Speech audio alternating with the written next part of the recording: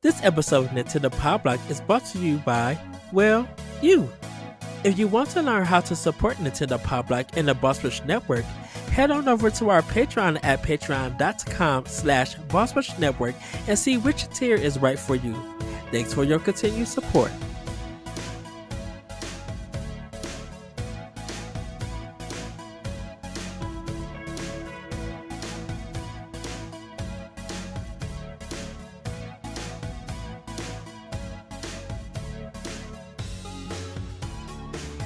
Hello everybody, welcome to Nintendo Pow Block here on Boss Rush Network. I'm your host and Latte Excited Eddie V. Joining me is the one, the only, I was going to say Bossman.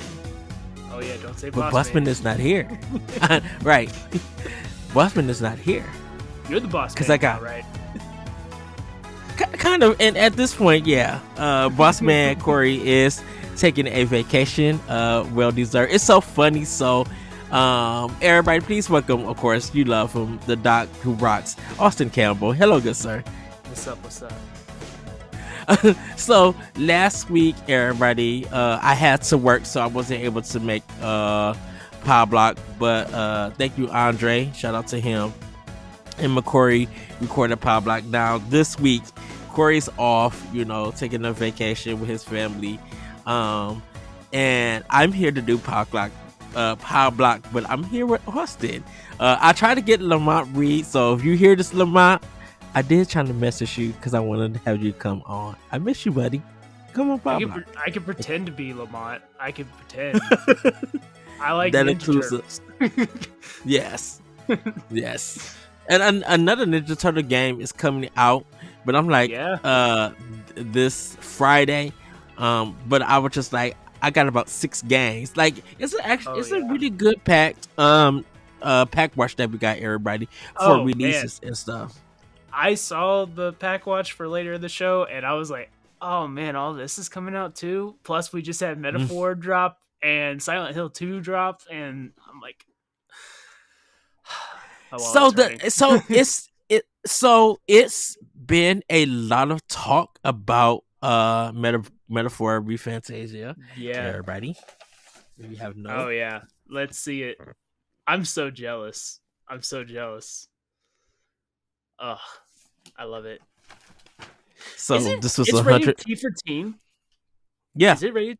I did not know that. I thought it was going to be. I figured it'd be mature like Persona, but that's interesting. Yeah. So it was $169.99 for tax at Best Buy. Like, I was able to order it at Best Buy. Nobody was touching this game at all, so I was able to get it. I had to cut on my Xbox because it came with 2 discs. So it's kind of still installing and everything. At the time of this recording, everybody, I haven't started the game because it's installing. I am going to be trying to play it. I am going to try. I may try to do a review for Boss Rush. It is going to take some time because this is an Atlas game, and even just trying to get through the main game is about 80 hours. And I'm not talking about trying to get through everything. Atlas games have a lot of cutscenes. Oh, a lot of story. It's so many cutscenes, and then it's all the grinding that you got to do. So I got a lot of work to do. I'm going to just literally give me some grace. I'm trying to go and do what I can within 2 weeks before I go in and write the review, if that's possible.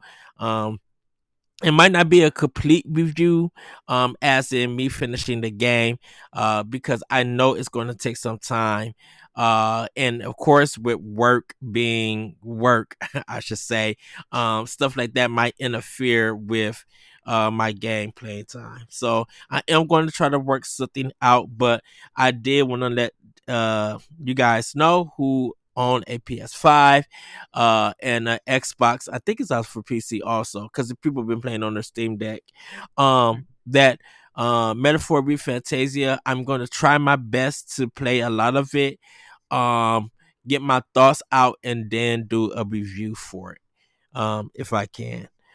So please be patient with me as always as a community like we are, as a network as we are, we don't get big games from companies on the day before their release.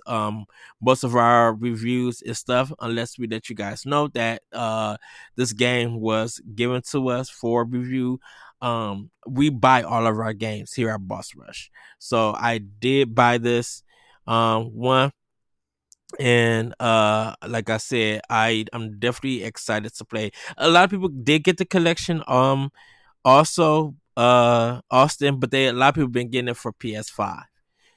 Yeah, So it's a possibility that if like I said, I got mine at Best Buy. If people could get online and see if Amazon or Best Buy or whoever is selling it, if you still could get you a copy, go ahead and get it. But also congratulations to Atlas and Sega. They sold 1 million. They yeah, reported of doing 1 million sales of the game. yeah. And I'm assuming this is because of digital sales and pre-orders for it, because they, when the game got released, I think that day when it released, they announced the Mhm. sale numbers for it.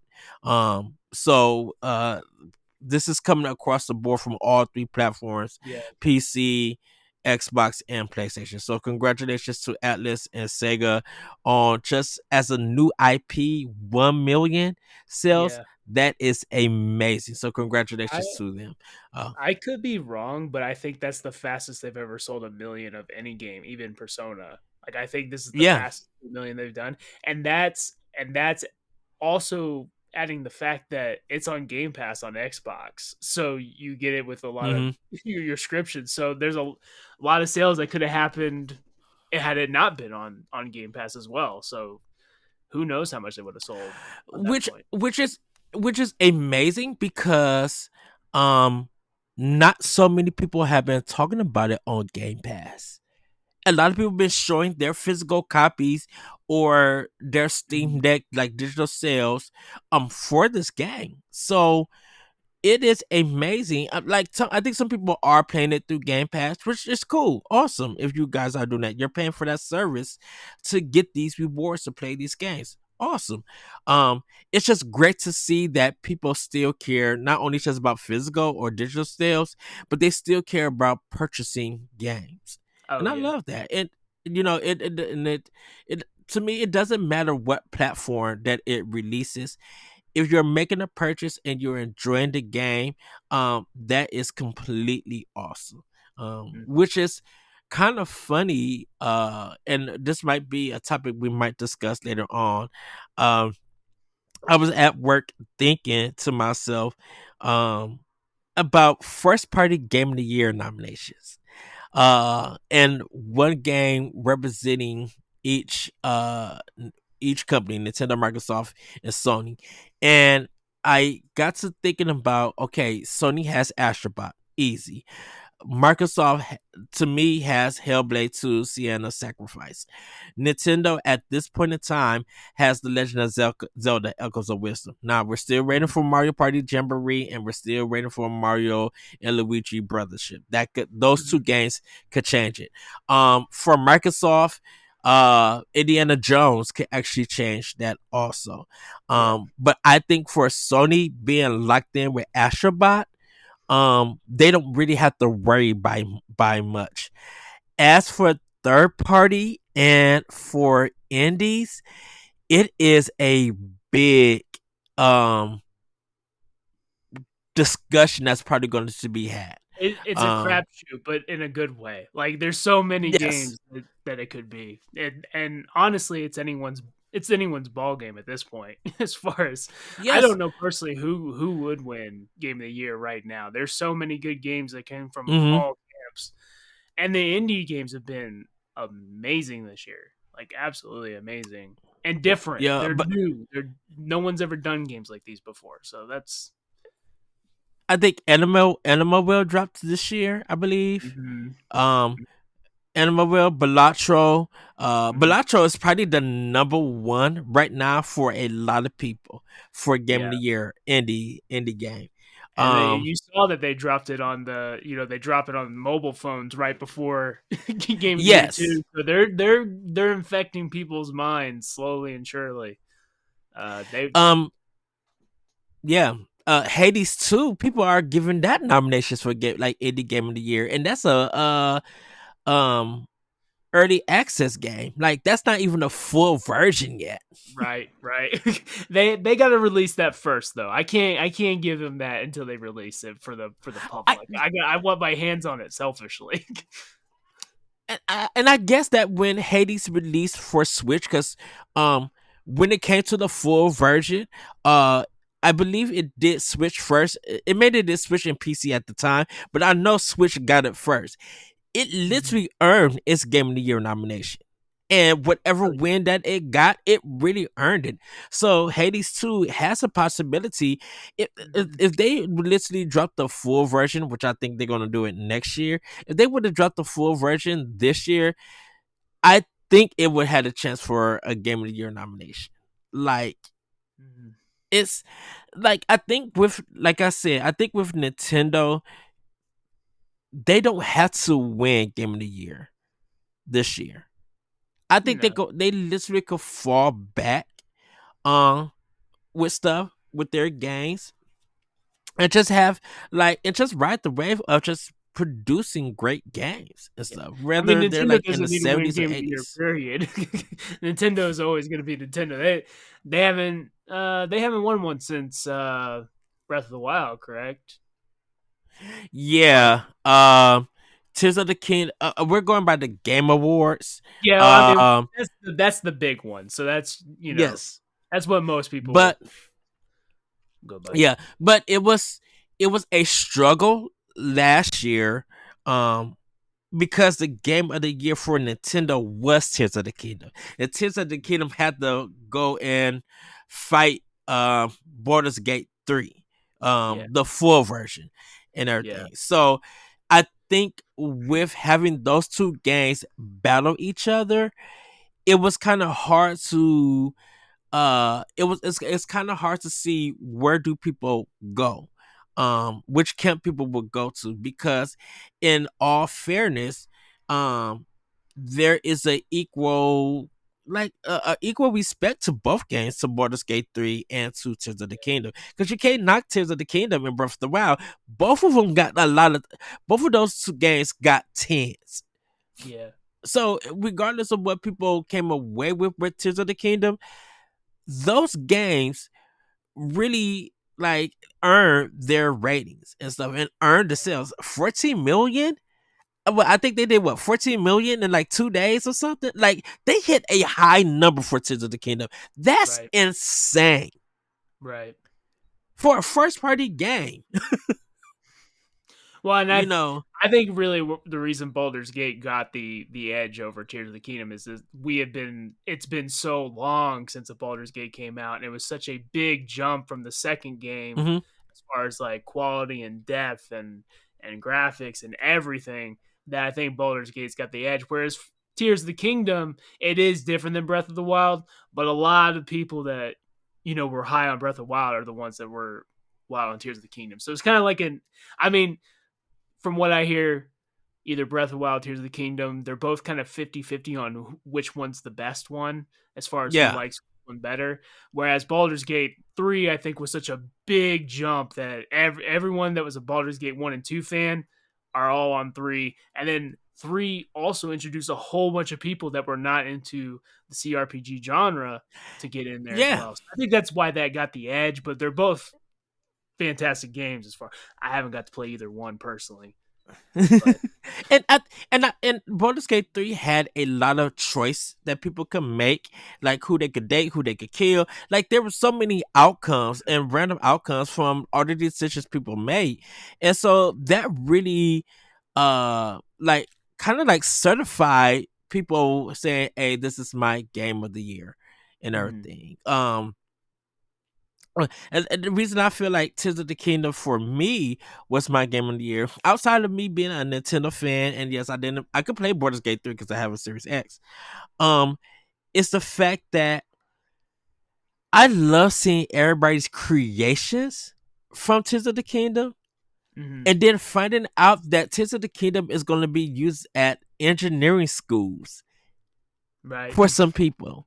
Like, and there's still videos coming out from Tears of the Kingdom. There's still creative ideas people are bringing out. You might see a video of it. It might be trending here and there, but it is amazing that even though Tears of the Kingdom didn't fully earn, not say fully earn, didn't win Game of the Year, uh, status for a lot of places, uh it still is amazing to see that game still thriving and people talking about it, and everything. So Tears of the Kingdom definitely yeah, has that Minecraft type quality where just seeing what people can create, games, I think like Rockstar games even do that, where it's like people's ideas of the role playing stuff. Like there's just constant content you can pull out of those games. They're so big and yes, have so many options. yeah. So, and last but not least, and then everybody we're gonna get into the show. Um, I'm if Sony wins with Astrobot this year, I am going to be so proud of Sony.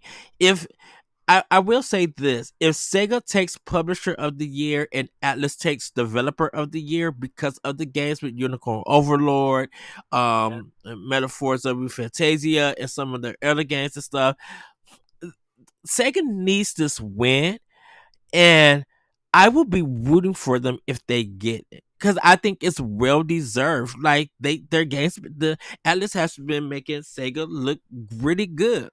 Hmm. Their the business sales that Sega made with Atlas to acquire them, it's working for them.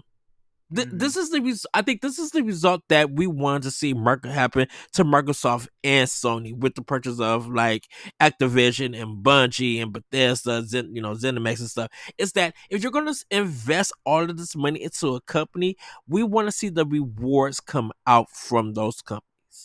Yeah. And it's literally showing that with Atlas and with Sega, it's working super well for them. Sega Sammy, I should say. It's working very well for them. And I would give mad props to Sega and I would give mad props to Atlas Well, for it. I think you're seeing the reason why when people were wanting Xbox to buy Sega, Sega was like, we have no intention of selling right now because they knew what they were Hmm. cooking. They knew they had something going on that, and especially with the Yakuza games as well. Like those games are Yeah. getting bigger and bigger, and they're releasing another one all of a sudden. Like I can't Yeah. believe we're getting another Yakuza game. It's insane. So The, so I'm just gonna so I am buying Yakuza. Oh, I know some people say Yakuza. I say Yakuza. it's Um, probably like Yakuza. That's probably how you say it right. But I got Southern accent, and you gotta you gotta. which is fine. Which is fine. Is that I want to buy it for a Switch. I am going to get the game for a Switch digitally. When I seen that limited run is doing the physical, I said no. Mm, Everybody, hear me out, please. Yes, I think that game is going to sell well on limited run for physical, but I rather have that game out where if I can buy it from limited run still, that they'll just actually ship me the copy. I don't want to wait until sometime next year, eight months down the line, to get a game that I pre-ordered months ago and stuff. You right. know, uh, so uh definitely with this happening, hopefully this game does sell out for Switch and everything. The pre-orders are live, so by the time you guys see this, go check out Limited Run if you guys want to get a physical. I do, like I said, I do support this decision of doing physical for Switch, but because it's through Limited Run, I rather just have the digital version and show Sega and RGG Studios that I will love to have more of the Yakuza games on Switch. Definitely, if I'm going to be on the go and stuff, and I want to beat folks up, or I want to grind and stuff. I don't know how the performance is going to be. We'll see when the game releases. But I want to do that on my Nintendo Switch, and I would let everybody know this would be my third time getting the Yakuza games because I own the whole series on PlayStation. Besides, like a drag, I think I own like a dragon on PS4, and I own it on Xbox. I got the steelbook version for Xbox. Um, and then when two came out, I it was on sale for $20 on Xbox, so I bought Like a Dragon. Um, 2 on it. I got all of Judgment on PS4, all of Judgment on Xbox, and so I'm ready. I will invest into these games if they all come to Nintendo Switch and to their next console. Like I will invest it because I love the series. I I I wish that the PS2 versions of Yakuza 1 and 2 were out, but I can understand why Kiwami 2 is taking their place. So Hmm. yeah. Yeah. So Sega is having that renaissance that Capcom, has been having. Like Capcom's in the oh middle of it, I you know, think that's I dropping heat. And now hopefully Silent Hill 2 is the start of Konami. Like I would love for Konami to have their renaissance now. So, so I think that is expansion pass. I think me and you should have one day.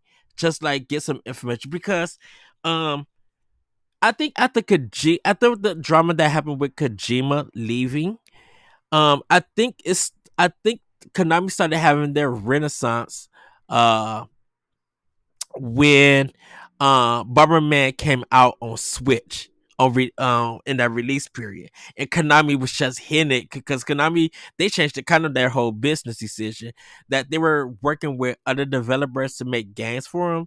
Metal Gear Solid, that multiplayer game, mm, I that's a whole I different I discussion. I know what you mean. Like they're definitely coming out with stuff, but I don't think they're near the same as the Capcom stuff and what's happening with Sega Yes, now. Like I yeah. want that for them. I want to see new Castlevania games. I want to see, I want to see Frogger come back. Give me Frogger. Let's go. Just you know. That's all Atari. And I think we're getting a new Frogger from Atari, but I can't confirm or anything. Um, Yeah. uh, The yeah, Konami Capcom. Frogger games on Game Boy Advance. Bring those. Get Yeah, them on Nintendo Online. I want them. I want them I so I bad. will I, I will say this because Capcom is a very interesting company. I Hmm. kind of think because of the 3DS, I think once they started working more with Nintendo and the RE engine got like very developed and they started using more, um something about their games start selling better. They really have that Japanese feel again. It really feels like a Capcom game. Yeah, they are being splashy and trying to meet the West idea of gaming and everything. But I'm like, I think when Switch dropped, Switch, PS4, and Xbox One or Series X, like I think once Capcom start focusing what games work on what systems and what people can enjoy about a lot of their series and stuff, they kind of started getting back that respect that they kind of lost in the 360 and PS3 days. You know, so Capcom is kind of back to being love, not like the 80s and 90s, not like the Super Nintendo and Dreamcast days, like not that far back, but Hmm. literally now they're back in a better place and their games feel very Japanese, which we all love, and definitely with Monster Hunter being a big series on the level of like even Mega Man and Street Fighter, um, Capcom, kind of got their spot back, kind of got that recognizable love back. That I feel like they kind of lost on the PS3 and 360 days. Yeah. Yeah. They definitely lost some So, of its luster at that point. And mm-hmm. so seeing them now, I'm looking forward to everything that Capcom drops, especially if they do Mega Man. I mean, Oh we need yeah. justice for Mega Man to come back. It was a thing. I think I wrote a banter about this, or I talked it on Optional Opinion. Was that I was asking the question, it's like, what happened to gaming in Japan?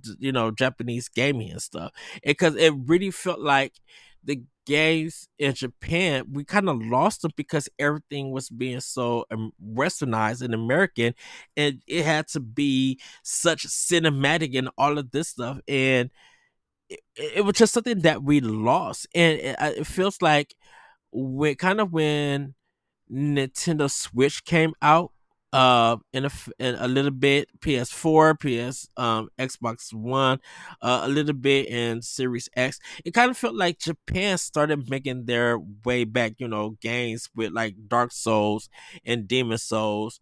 Uh, Capcom, Bandai Namco, Platinum Games working with Nintendo. All of these RPGs from the East, from Japan, making a big splash. Definitely with Switch, like all of these even smaller Japanese games, like Lost, not Lost Odyssey.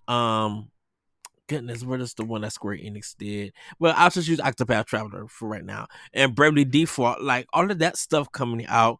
Um, it it really feel like Japan is getting that love again. So now it's just like there's so many games coming from everywhere. It's just equal all about. Like it, Right. and it's so amazing that we're living in a time that it don't re- it really don't matter what people say. If you love a game in any kind of genre that you enjoy, and you continue to get that enjoyment from it, that's awesome to hear. Mhm. And everything. All the naysayers who saying that you shouldn't play this game because of review or stuff, it's your money. If you want to purchase it, if you've been anticipated, if you can overlook Yeah. some of the flaws and get something out of it, that is awesome and amazing. That's what Yep. gaming is kind of about. Part of gaming is all Yeah. about. We're actually going to talk about one of the games I've been playing is kind of along those lines. I think I've made an interesting comparison that I'll see if you can Oh, agree. Oh, and you probably I, won't agree with me, but if you can see Austin, my point. You might actually be surprised. I'm probably am going to probably agree with you, and everything. So, well, everybody, and that was just the opening of the show. We haven't even like got not started yet. Well, let's get into this housekeeping, everybody. If you want to support Nintendo Power Block and other podcasts, you can go to our Patreon at patreon.com/Boss Network. Subscribe to tiers on our Patreon could grant you perks like the new exclusive post shows, voting rights for Spoilercast and Video Game Book Club, exclusive question threads for Spotlight Podcast, early access to After Dark, and more. As always, though, your viewership and listenership is enough for us. Subscribe to the Boss Rush. Sorry, everybody. Subscribe to the Boss Rush Network on YouTube and like this video. If you listen on if you listen on Apple Podcasts or Spotify, or even if you don't, leave us a rating and a nice review on those platforms. You can find all of our banters, features, listen codes, reviews, and more on our website, bossrush.net. I do want to let everybody know that I do have a banter that is up on Boss Rush network. So I mean bossrush.net. And the question I asked, or I should say, my banter is about Nintendo. And I said Nintendo is in the right whether you like it or not. And this has been dealing with Nintendo in this litigious legal ways, I should say. Mhm. So do give that one a read. Uh and do let us know in our Discord, comment on the article. Like I really want to know what people think about the article that I wrote, or my opinion on the banter. You could disagree with me. You could criticize the piece, or you could agree with the piece, but do it in a respectful manner. And if you guys come to our Discord, we would love to have that discussion, because I really want to know what people think about when it comes to Nintendo and the legal system. Is Um, that in and reference stuff. to the Power World stuff? It's actually in the retro the retro thing, goodness, where the guy, which is like his he got a copyright strike on his YouTube channel. Um because he was showing how emulated Wii U games on this certain handheld, and he was using Nintendo games, and Nintendo gave him a copyright strike. So if you got one more, then his channel was gone forever and Right. stuff. So I and probably people am. think, I probably agree with you because I'm very just like, listen, I really want Metaphor and Fantasio. I'm in a part right now where I want to save up for a vacation and stuff right now and stuff. mhm, I'm not gonna go emulate it. Like I think it's just that plain and simple. Like you can wait. You can wait. You support right. the developers and buy the game. Just or get it through your subscription, whatever you want to do. But And I understand how he was just trying to show how emulation works on the system and how games can mhm, run. But I'm like, if you're going to do that, and you're going to use, I'm gonna say, Wii U games, I said in an article, do third party. Don't mess with Nintendo stuff. You yeah. know not to mess with Nintendo stuff Or and even do everything. like older games. Like do really old games that most people are gonna care about that has been emulated a Right. million times. Don't do Wii U Even like games that some are Dreamcast most games or lo- something. but also Wii U games are just Switch games, pre-Switch games. So that's just maybe don't do anything that recent. Right. So yeah, so everybody do go give that one a read. I'm very intrigued to hear what people think. Well, Austin, how about we get into Snacktendo? And okay, so you posted a picture about a Oh pizza with, I guess, hot yeah. sauce on it. I'm No, assuming I'm assuming it's a it local thing. Oh, go ahead. I don't know how far they go up. They might be towards the southern part of Illinois. They're in the Missouri, Kansas area for sure. They're Okay. coming down this way. It's a general store gas station called Casey's, and they have a jalapeno popper pizza. Uh, it is, pizza crust, and it's got cream cheese as like the base, the sauce, like a cream cheese that you would Ooh. put inside a stuffed pepper, and then it's got jalapeno slices, bacon that you would wrap around the jalapeno popper, and then Mike's hot honey, which is a popular thing down here. Like it's everywhere. I Ooh. don't know. I don't know if it's in other places. This Mike's hot honey because there's another pizza chain that puts it on their pizza crust here. There's like chicken wings with Mike's Hot Honey. So I don't know if everyone is doing this or if this is just a local thing. Like Mike's Hot Honey is So popular. hot honey as a flavor is becoming popular with some Hmm. brands. That particular brand, I may have to look up. Yeah. Um, it would probably, so this is the thing, everybody. It would probably be something that I would put in three things. I would definitely put it on a soft taco to get a taste. Mm. I will put it on catfish, and Oh I yeah. probably will mix it in with spaghetti. Like those three. Definitely gotta Interesting. have some. Yeah, definitely. Well, yeah. Well, my friend, he used to make spaghetti with a little bit of honey in it, and the sauce. Bomb A big, lot of like a lot literally of bomb people big. a lot of people put sugar, but honey would probably be even better. I would think. Hmm. Um, I do when I'm doing catfish, boneless catfish, or even with the nuggets, I will add a little hot sauce into my spaghetti. Not too much, just a little, and then mix it up because it kind of mix in with the sauce Mm-hmm. for it. And that's and I would do that when the sauce is already mixed in with, or if it's already on the spaghetti. If not, when I eat my catfish with the hot sauce on it, I'll eat the spaghetti with it and get that flavor for it. So Have you it may be, had I would definitely check it out. Go have ahead, you had Cool. the hot honey rub at Wingstop? Oh my No. blessed, anointed. I'm telling you, it's it's delicious. You should definitely try that if you go to Wings when you go to So Wingstop next. we have a wing stop up the street from my house right now. I would Mhm. definitely I might not, I won't be able to get it tomorrow because of a work day. Um well, actually, I've got to see what time they open, or what time they close. But I would definitely, if they have it at our Wingstop, I would definitely pick some up. Yeah, Probably get like 3 of them to try. my buddy Kenny at work said, "Man, you need to go to Wingstop. They got this hot honey rub," and I was like, and it's got it's got it's I think it's basically just the hot rub, but it's got a Hmm. honey sauce on top of it, Yeah. and it was very good, very good, nice level of heat, not too much, not too little, very good heat. So I liked it. I liked it a lot. Yes. That pizza was also very good. I'm all about You the know, hot honey.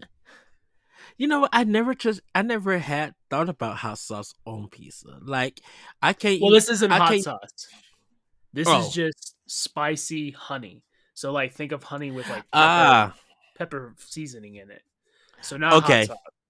I've had hot sauce on pizza before. We have, taco pizza is a popular thing yes, here.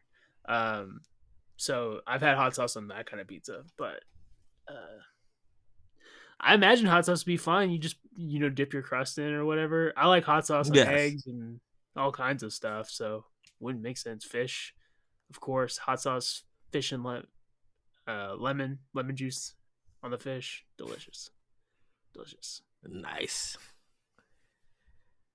Anything else? That's pretty much it for me. I've been pretty good lately, eating good foods and like good I for would your say this. system, but I not would good for say the soul. this. You. It looks like you've been losing weight. I have, but I don't know. I think I just fluctuate because in the summer when where I work is very hot, and so in the Yeah. summer it's a lot of, and then in the winter I'm like a bear. I put it back on, sweep for the winter. But yeah, Okay. yeah. I'm like, oh, Austin's looking a little thin today. I No, guess he's working if I regularly. shave the beard, it'll be like, oh, there it is. Oh. The beard hides it. The beard hides it.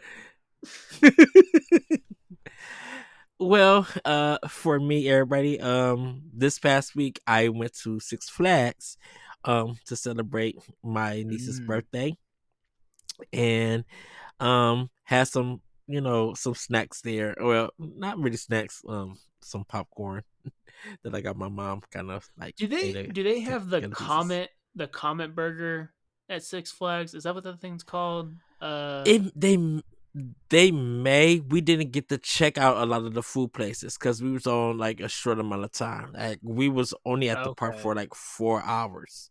Yeah, they opened at 5. We didn't get there to 7, and they I've only closed been at in the one 11. in I've only been in the one in Texas, so I didn't Mm. know if that Six Flags has the same restaurants as the one in Illinois. Like I don't know if that has the same stuff in it, but They should from I think but I'm not so sure and everything because I like some of the parts are closed off because they're building a new roller coaster for mm, next year. So um but yeah, I just didn't get a chance to check it. okay. Uh, so to let people know, and if the kids are hearing this, uh, I had a adult beverage, Ooh, there called the Richest Brew. Um, it contained raspberry vodka, um, yum. and some other things, and cranberry juice. There were some other things. It came What was in it? like a blood What pack. color? What color was it? It was red. Okay, okay, It was like cranberry red. okay. Um, but it came in like a blood pack and everything. Hmm. Uh, so it wasn't bitter. It was very sweet. It was a really smooth taste. It was like eight 21 $18. And then I put in some tip money for the bartenders and stuff. Got a tax. Was it Got like to in tip an them. IV bag? Was it like an IV bag? Yes, yeah, like an That's IV like a bag. Yes. that's like a Capri Sun. You could just squeeze it on in there. You took the words right out of my mouth. I'm like, ooh, this is a dark Capri Sun. I Austin, I was drinking that mug. I only had one, because I had to drive. Um, I think we got off the Superman. By the time we got to um I didn't even get to where the Batman was at. I had already drunk like all of it. Like, I was supposed to take my time sipping it, but it was too good. My body was just thinking, because my body thought it was just juice. And then You you could realize you you didn't could even taste. make it to the Batman. You were still at the Superman. Oh no, we made it to the Batman. Did I you? wasn't phased. But Yes. did you? Did you make it to the Batman? Yes. Yes. Yes. I was walking straight lines. I wasn't phased or anything. Um and everything. Uh but I will say, cuz I got home. Well, actually I was leaving uh and stopped at Burger King cuz I was hungry and got a Mm. number 1. So I had a Whopper and fries. Ate all of that. Um I think I was listening to a podcast through my computer with my headphones and fell asleep. Which is like, okay, I'm gone. I'm like, but and this it's not because of the adult beverage. I was riding roller coasters. I was screaming, having a good time. Like it was so funny that a lot of the people, James, just like, you didn't hear nothing. So it was just, and they don't ask the question, how was your ride? They didn't ask all of that. Uh, but people were just like, if you get on a ride with me, we're going to make it hype. I'm going to make it hype, like, and everything. And that's what I did. Every ride that I got on, I made it super hype and Oh yeah. everything. Uh, so, but like I had like Chipotle today. And everything. I know there is a Wendy's SpongeBob meal. I will be talking Mm. about that next episode, and the McChicken. Everybody, Oh the yeah. I the gotta try big both of those. chicken, the Big Mac chicken sandwich. I will be trying that too, and everything. So, Wait, what did you say before the Krabby Patty meal? What did you say before Wendy's? um, no, I just said that's what I gotta try. Chipotle is the other Oh thing yeah, that I had. Chipotle. Did Um, you try the brisket at Chipotle? The new brisket they had? Good? It's so good. It's Okay. spicy. It would Need give to you try a it. good kick. It would give you a good kick, but it's really really good. I will say this: if you're going to buy it, it's a bit expensive. Go find a way to pick it up, because if you do like DoorDash, they're gonna charge you. Mm. That thing was 17 some dollars. Mm. I'm like, Yeah. ooh, and this is for the burrito bowl and stuff. So like, yeah, and see, I had to pay some of those prices because I can't leave my job. Like that's Right. when the most of the time I get Chipotle stuff. You need Um, to put that on the you need to put that on the credit. Their the company credit card. right. I did get Chili's. Also I got the big three, Yeah, the that triple 10.99 deal dipper. is good. That's a good deal. That Yeah, 10.99 meal. but I didn't. But because it wasn't a lunch meal and I got it late at night, I had to pay like $17 for it, which is Oh, fine. It is what it is. I But love chili man, salsa. I love chili salsa and chips. yeah, It's so but good. do they Southwestern egg Oh, the egg rolls rolls? spot on, Yeah, so good. Yeah, very good. I do get the honey barbecue boneless chicken. I get that, and then the burgers, that the mini burgers that they Oh yeah, the come Big with. Mouth bites. Yeah, I would eat those, but I take the bacon off and Mm, everything. really? You take the bacon hmm off? With a lot of burgers and stuff, I take I mean, if so, Fridays had the Jack Daniel burger and Hmm. everything.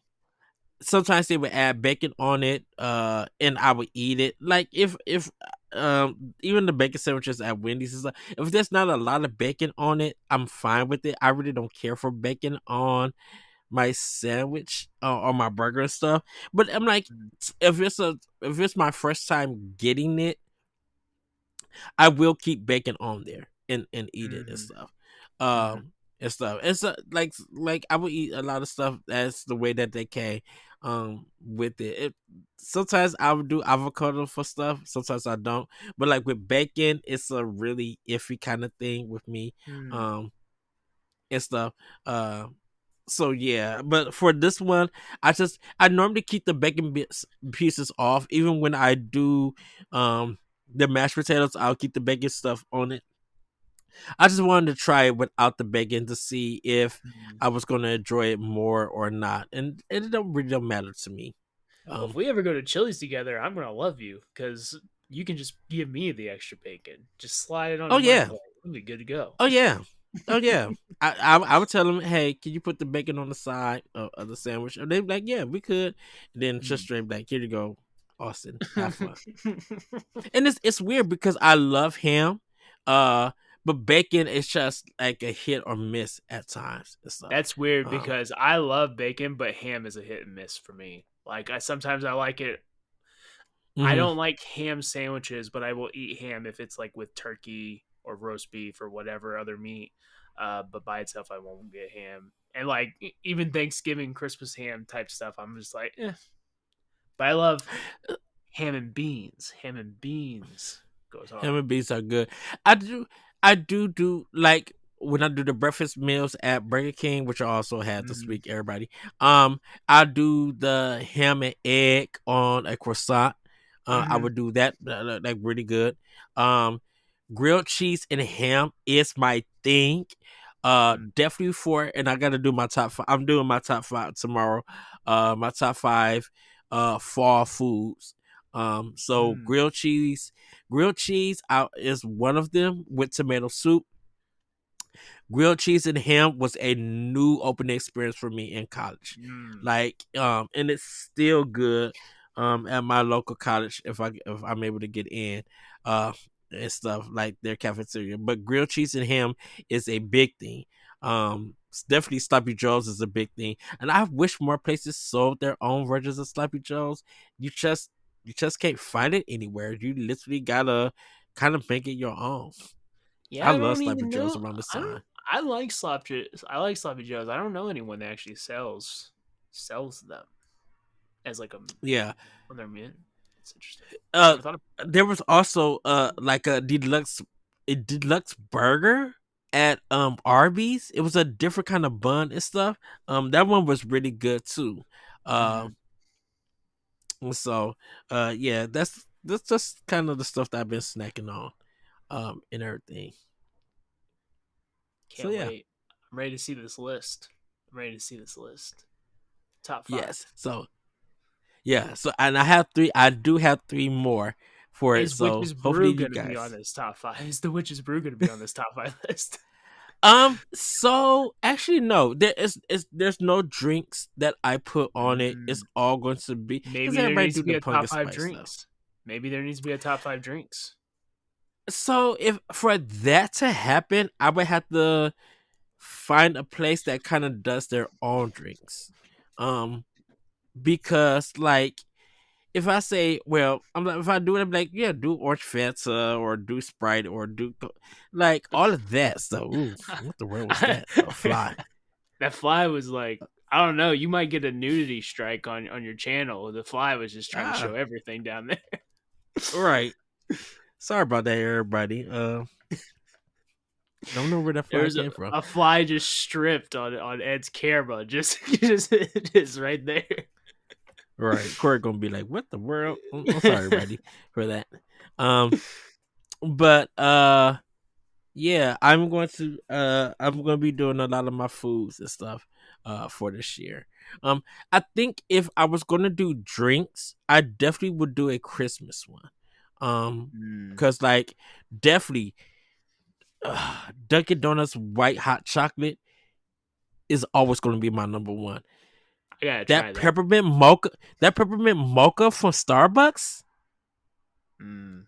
blessings, like you said, anointings. That they don't play around with that. That one is Mm. definitely always on point. Um, definitely with the cream. Because they do like a peppermint mocha cream for Oh yeah. Starbucks that you could buy around that time. Still bomb big. Like you could, I would have Dunkin' Donuts coffee and then use their cream to make it. To give Hmm. it that taste, and it's Right. so good and everything.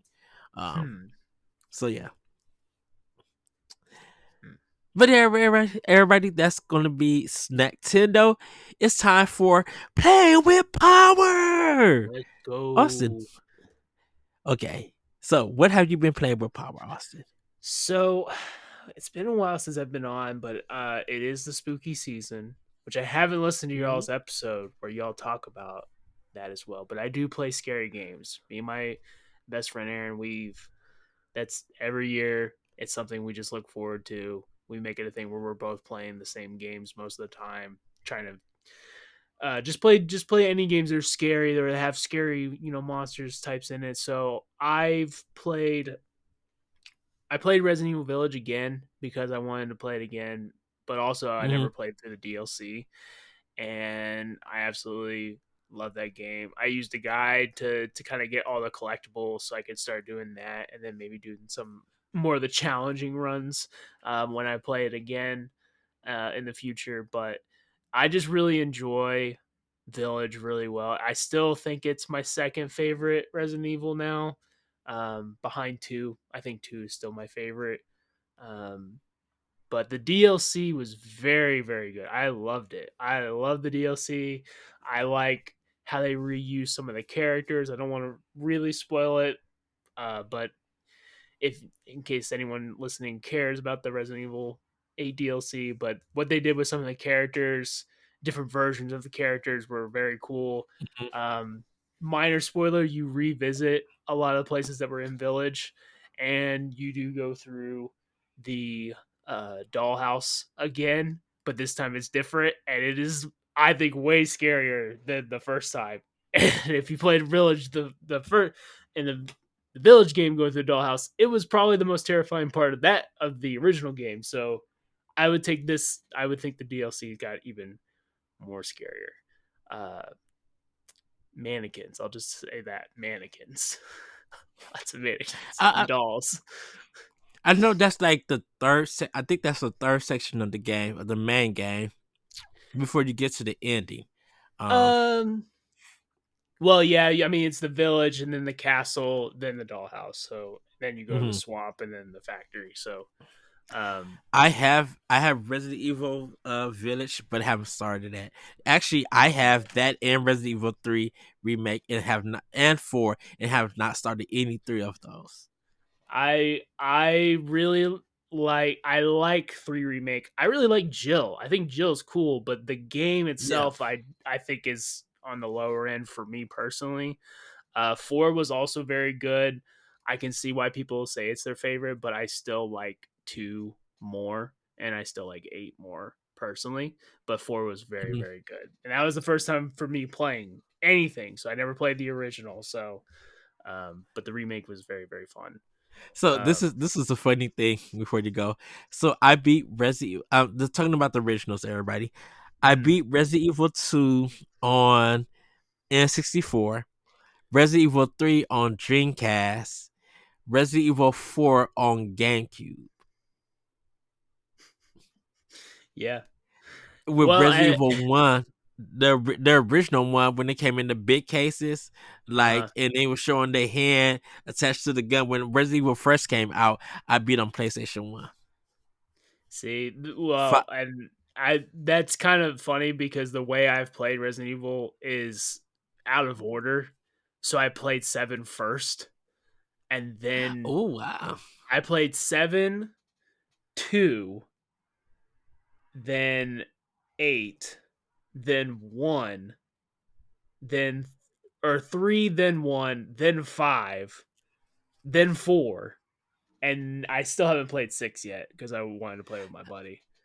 So I played 1, 2, 3, Code Veronica, Mhm. 4, 5, skipped 6, played 7, went back to 6, which I also need to finish. I actually, with 6, I just put it on easy, because I just want to kind of like brother the game I and kind of everything. might do. I might see if my friend wants to do that because we played 5 together and we were gonna play Hmm. 6 together. But Yeah. 5 was not. 5 was fun for a little bit, and then I was very done with it. Five is fun if you're playing with somebody else, and then when you get your guns to like unlimited ammo, it becomes Yeah, brave. It that becomes that better way and it's stuff. yeah. Yeah, that I can imagine that being way more fun. But just Yeah, just some of the stuff in 5, I'm like, "Oh my gosh, I'm"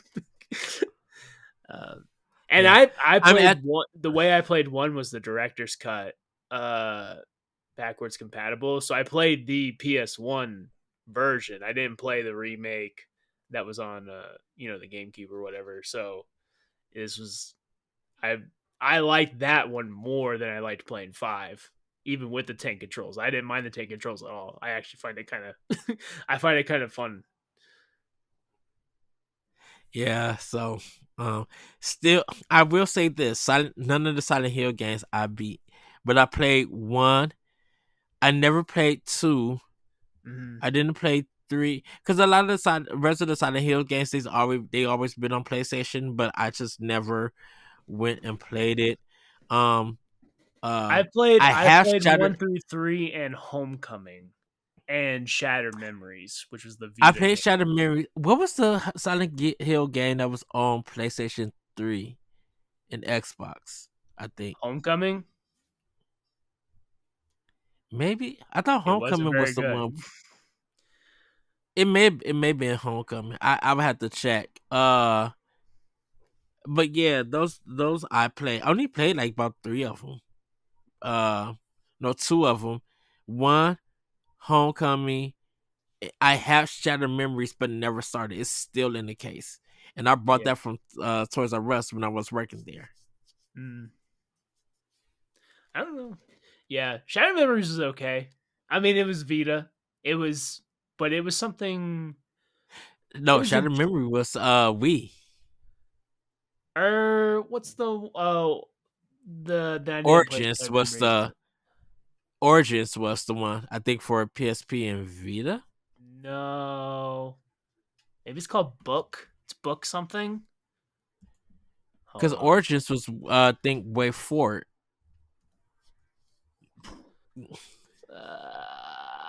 Book of Memories is the one on Vita. Okay, Yeah, Book of Memories. and I think Origins was PSP there. Shattered Memories was on PSP. Did it come after Wii? Let me look up what. Oh, also everybody, there's a Yeah. series called What Happened. Matt McMuscle on YouTube. He just did What Happened on Shattered Memories. Do go check that one out. It just dropped on Saturday. Yeah, so that's the Wii and PSP game. I don't know which Okay, one came first, to be honest. so we came out first, and I think they they planned to But do a PS2 mhm. version, but I think they canceled it and moved it to PSP.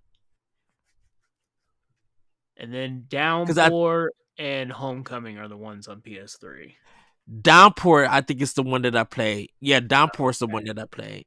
Okay. That one was okay. That one was good. I But played I 1 on PS2 and then I played 2 and 3 on PS3, the HD collection, which aren't everyone says they're bad compared to the originals, but I still enjoyed them. I still like playing them. mhm.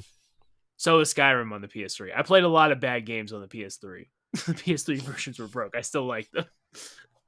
I put hundreds of hours in Skyrim. I I I I I played a lot of like when it came to like PS3 360. Of course, I only own PS3. Didn't never own the 360. I prefer to Mhm. play the PS3 version because the 360 was red ringing, and I'm like, I'm not about to spend $400 for a system Right. that's being broke. And then PlayStation 3 had Blu-ray, so and I had bought a TV for my PS3 for the Blu-ray stuff. So yeah, I can understand. Yeah. Yeah. Uh, Anything Um, else, and then Austin? the game that I just recently beat, again, I haven't played it since it first came out. I Mhm. platinumed the game. Is this the game that you meant you was going to talk about that you Yes. mentioned earlier? But okay, Yes. go ahead. The Order 1886. I Oh, okay. was hearing people talk about it, bring it up again, and I Hmm. hadn't played it since it came out. Um, and I remember liking that game when it came out. It was short, but I remember it being okay. Like it was an okay game. Playing it Yeah, again, this game kind of reminds me Pla of Hellblade. playing it through PS5, playing it on PS5. Yes, playing on PS5, Okay, backwards compatibility. It kind of reminds okay. me of Hellblade. And I'll say it like this. It is it is so good looking. The Order 1886 is a great looking game, as was Oh Hellblade yeah, when it yeah. came out. Like it was for what it was, and I still even now was like, wow, these facial features are still really good. And Ready at Die was always on point. yeah, They made that game fantastic. I think the problem was is just that it dealt more with the story than it actually did with anything else. It's because yes, the marketing was that you were fighting these werewolves, but most of the game was just a, like I said, Gears of War ripoff, just over yeah. the shoulder, or cover based shooting. And I think for a lot of us, we wish that we were able to fight more wolves and everything. You And it think just felt that like, until you actually fight yeah, the werewolves, and then you realize the werewolves are honestly some of the worst parts of the game. As far as fighting goes, the yeah, game. The reason they why I weren't say too that it hard to reminds fight. me, well, yeah, what they're like, it's kind of like it's kind of BS fighting them, but once you figure Mhm. out the rhythm, it's like just rinse and repeat, and that's all it is. And Yeah. that was kind of the problem with those. But the reason why I say it's like Hellblade is because it looks amazing. The settings are very cool. The stories are Yes. awesome. The gameplay is just not there. It's just not, like, to me, Hellblade's combat was just whatever. Like I was really just kind of bored with it, and I was just really ready to Hmm. go. The puzzles were annoying because they're not even puzzles. They were just boring. It didn't feel like a Resident Evil type puzzle or anything, or Uncharted, or even anything real complicated Tomb Raider. Um, it just and that was the same for Order 1886, where the story is so cool, but the gunplay, and even Gear being a Gears of War ripoff, it didn't play nearly as good as the Gears of War game. I've Yeah. and those games came out before Order 1886, so the cover combat wasn't very good. The guns had cool ideas, but the way the guns feel and stuff like that. But you look at the gun models and they look amazing. So the looks of this game is just incredible, but the gameplay was just not there. And Out there. I did a platinum run, basically making sure I used a guide to make sure I got all the collectibles. And I'm glad I used a guide, because where the collectibles are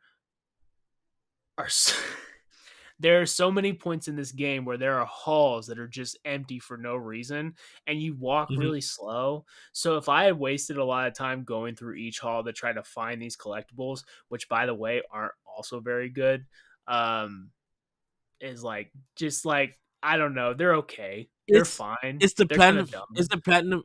It's the platinum because of the collectibles.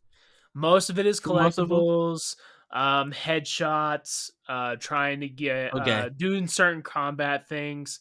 I had to do a couple of chapters over to do some certain weapon things to do it, but most of it I Hmm. got done in one run. Which, and I had played it before, and I had the trophies already for beating the game, so some of those I had already gotten. But doing this one, I was just like, I want to make sure I get all the collectibles, so the combat stuff I can do later if I want to. Um, but I'm really glad I did, because the collectibles are just, I don't know. There's some in places that I would never have looked. There's like chapters, like 3 or 4 chapters where there are no collectibles, so you could waste all that time searching and then not find anything. And then the next one, there's like 12 of them, and you better make sure you get them. And if you go to a certain spot before you get them, then the cutscene starts, and then you're gonna miss it. So I'm really glad I just Yeah. used I just wanted to use the guide to make sure I got it all. And once I got it all, I was like, some of the so the collectibles. And I don't know how deep we want to get into this, but like the collectibles were just kind of meh. Even every game developer, please. I don't know why this is so hard. Learn this from BioShock. If you're gonna have audio messages, let me listen to them while I'm still walking around and playing in the game. Don't make me stay in the menu. Like, just play the message. Like, I want to hear it. I don't understand why BioShock knocked that out of the park 17 years ago, and for some reason, games just don't do it. Like, What I Control actually, had so many. Like, why do I have to go to menu to listen to this? Just I want I to think hear it me while and I'm you, walking around. I think me and you should play Bioshock together. Oh, Cause dude, I played it earlier this year. So anytime you want, I'll play through it again. I have it on PS3, the original one. Mhm, I know I think it came out later after the 360 version came out, mhm. and I wasn't big on it. There was something Yeah, about it that, and I think it's because I saved all the girls, and I didn't really use a lot of the powers that, yeah, because I didn't sacrifice a lot of the girls, so I didn't get that many yeah. powers, and I wasn't using creative ways to kill these enemies and stuff. It just literally became like a first person shooter to me, and definitely with, you know, the damage kind of recorded after I died fighting a one of the big the I forgot what they call them, The Big um Daddies. the big daddies. And it kind of just like continue, like you could shoot them, it kept the damage if you die, and then you come back and you can finish shooting them and killing them. Like that happened. And it's just like, I think once I got the best ending, I kind of just Mhm. like, I didn't get nothing from this game. Man, I don't know. And I That's kind of crazy to me. I think the and I story is the best part, and not really the mhm. story, but the setting. So when you're finding the audio messages and you're finding out what these people did while and they you, were down there, like that stuff is the most interesting part to me. and The I twist is think, very big, but once you know the twist, it's not that big of yeah, a deal it's not anymore. that. And I think it's because of, I should explore. I feel like I didn't get all of the audio logs, but I love the That's voice very acting in the important. audio logs. Yeah, like to get in that story and stuff. Like that is so good. Like, and I think I need to just like throw it on easy so I could be able to explore without having to worry about anything. You could put it on easy. Definitely just explore everything because there's so much lore that's built into that Yeah, game, and then all three of them really. Um, the audio messages are super cool. The stories that they're telling um in the the, game is and, what's really and, interesting. and, and like I said, the voice acting when they're doing the audio logs and stuff, it's Mhm. like kind of almost like the best part of the game that I do actually enjoy. Yeah, I think it's definitely some of the strongest parts.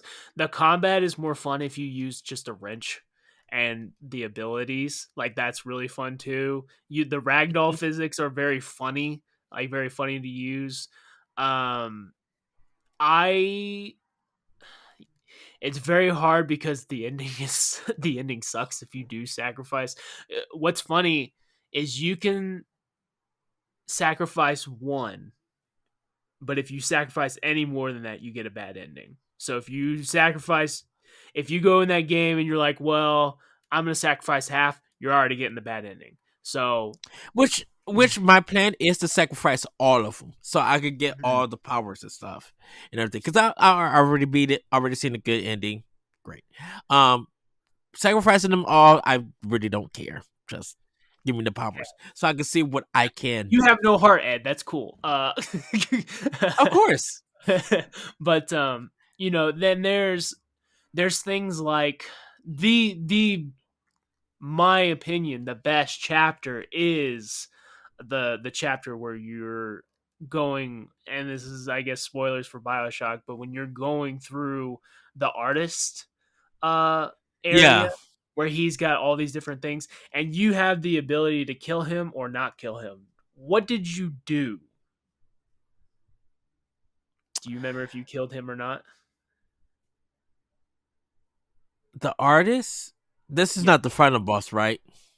No, so No. this guy, he basically has all these bodies set up in terrible ways and you're discovering them. Um people are dying for his art basically. And at the end, he actually comes out to you and he doesn't try to fight you.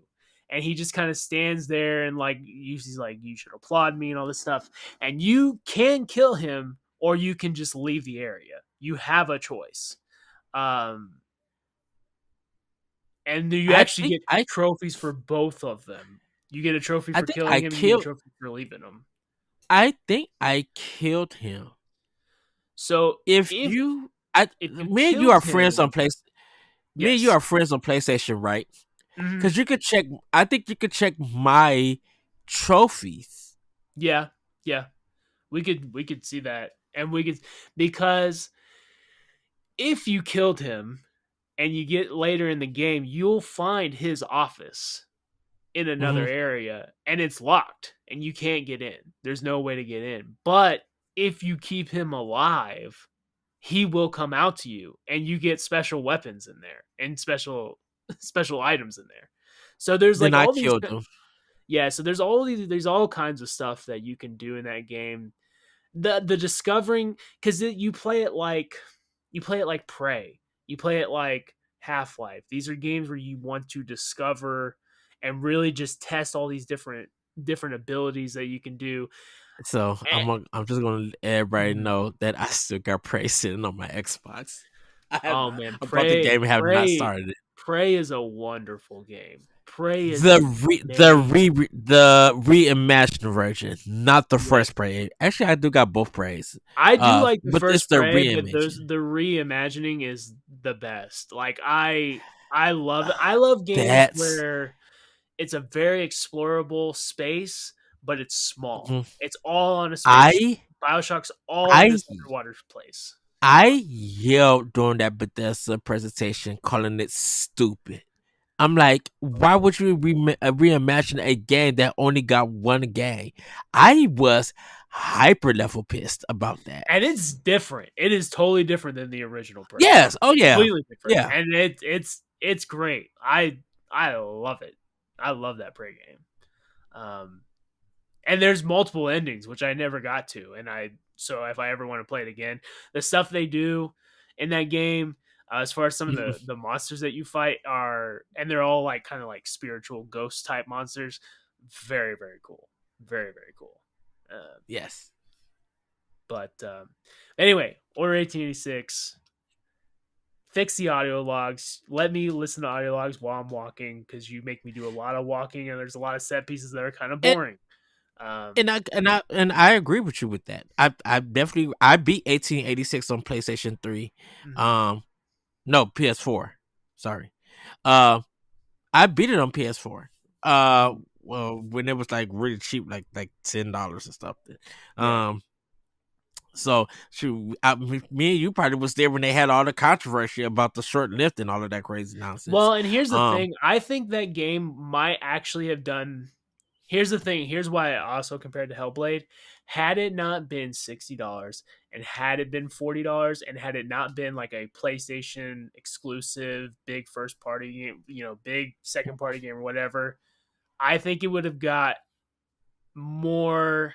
It might have been loved not quite as much as Hellblade, but pretty close to it as that first Hellblade. Because I really think they had something special there that people could get into. But the $60 price tag, not being the length that people wanted, not being that, because what had come out by that point, you had the games that were coming out that were big on PlayStation at that point were like Infamous and the Assassin's Creed Black Flag, a bunch of open yeah, world games that people were. I think Fallout 4 came out that same year. So big open world games that people were all invested in at that point, and that game was just not the game that people were looking forward to. Um, but when Hellblade came out, $40, new studio or like a studio that really it kind of gone away for a while and came back, and they weren't really expecting you weren't really expecting anything. There was no high expectations for this game when it was coming out. But or 1886 had this whole, it was on national television for commercials. hmm Like I remember yeah. the marketing for this game was so huge that it was promised to be something bigger than it was. And had it just been like Hellblade, I think it may have got more love and may have gotten a sequel, which I would love to see a sequel of this game. And See it that's what get everybody like wanted. happen. People who did enjoy it, like I did enjoy it, the Order Mhm. 1886. I wanted a sequel because I wanted to see where the story was going to go. Yeah, And Ready at Dawn, they never got a chance to do it.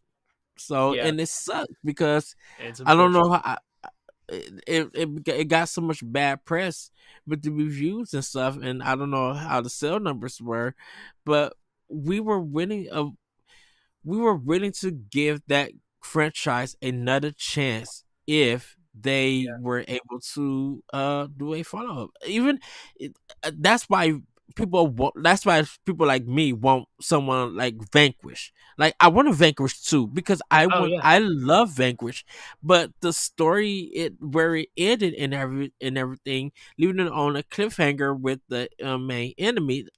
Even though it does have an end, I wish we were able to continue that game, yeah. that series and stuff, because I would have wanted to see how does this game or how does this story actually end.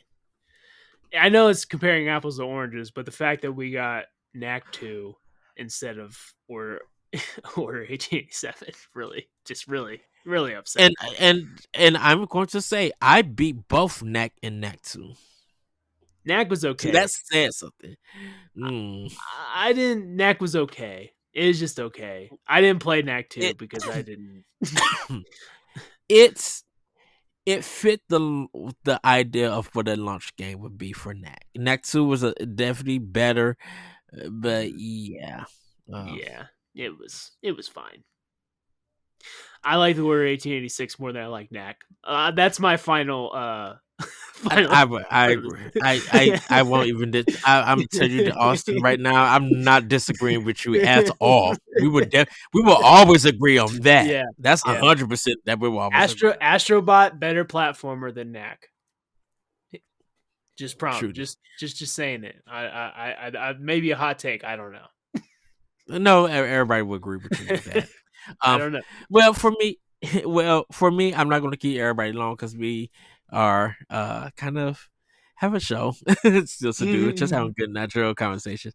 Um, I am close to the end of The Legend of Zelda Echoes of Wisdom, so I'm going to be working on that, finishing up.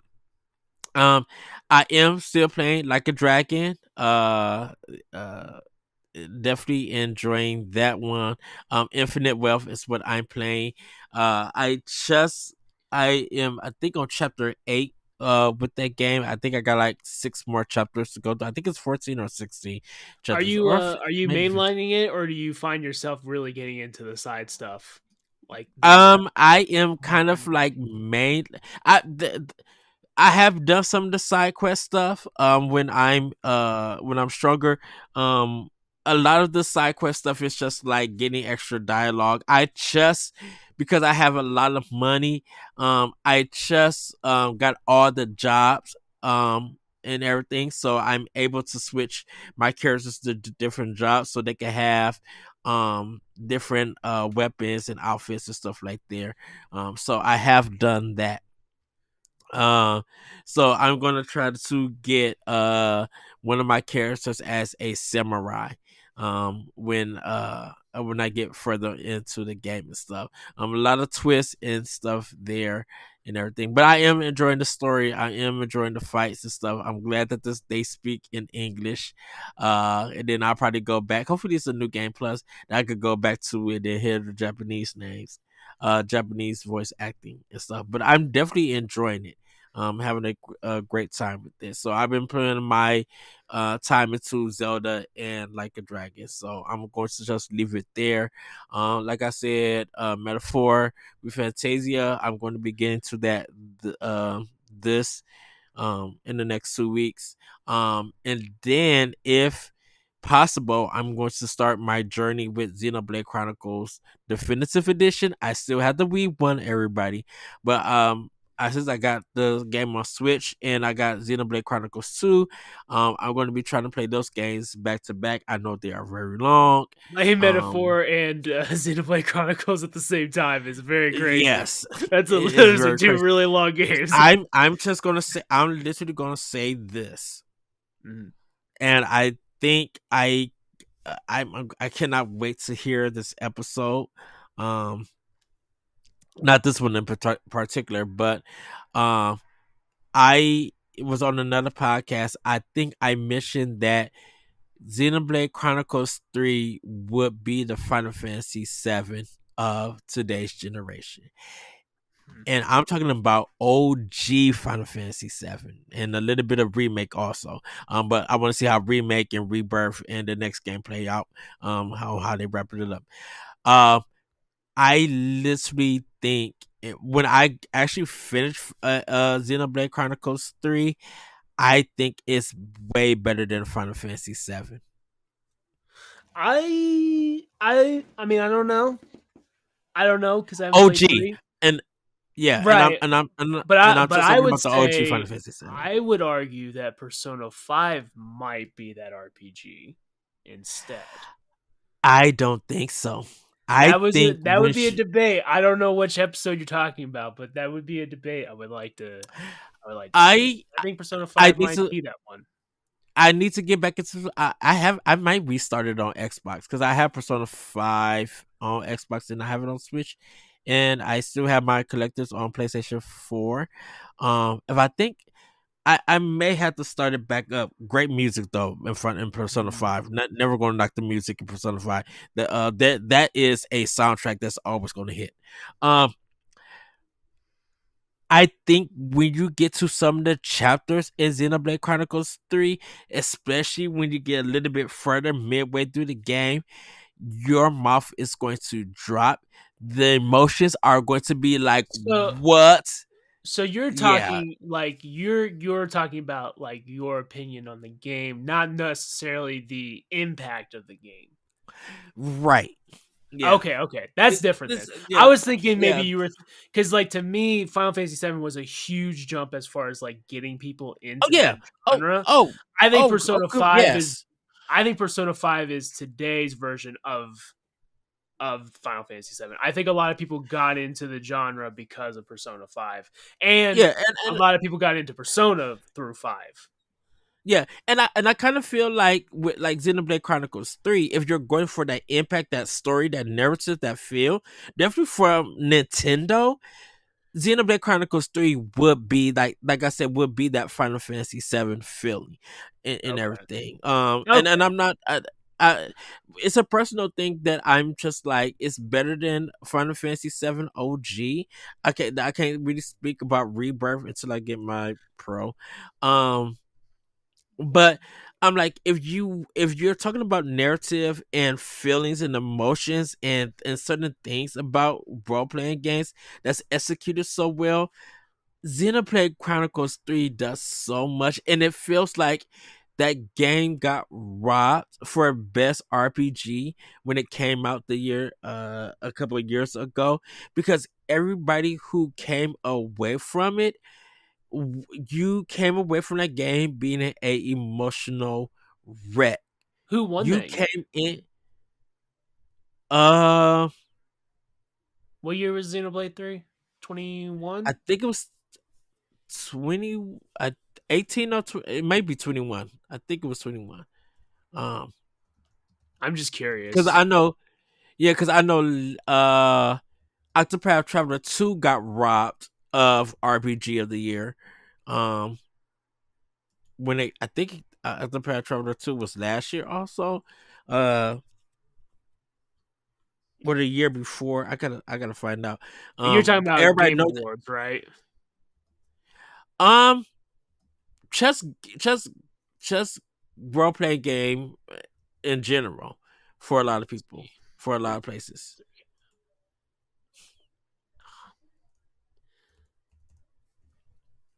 Xenoblade 3 came out. Uh, Google really sucks sometimes. 2022. All right, let me look at what games came out in 2022.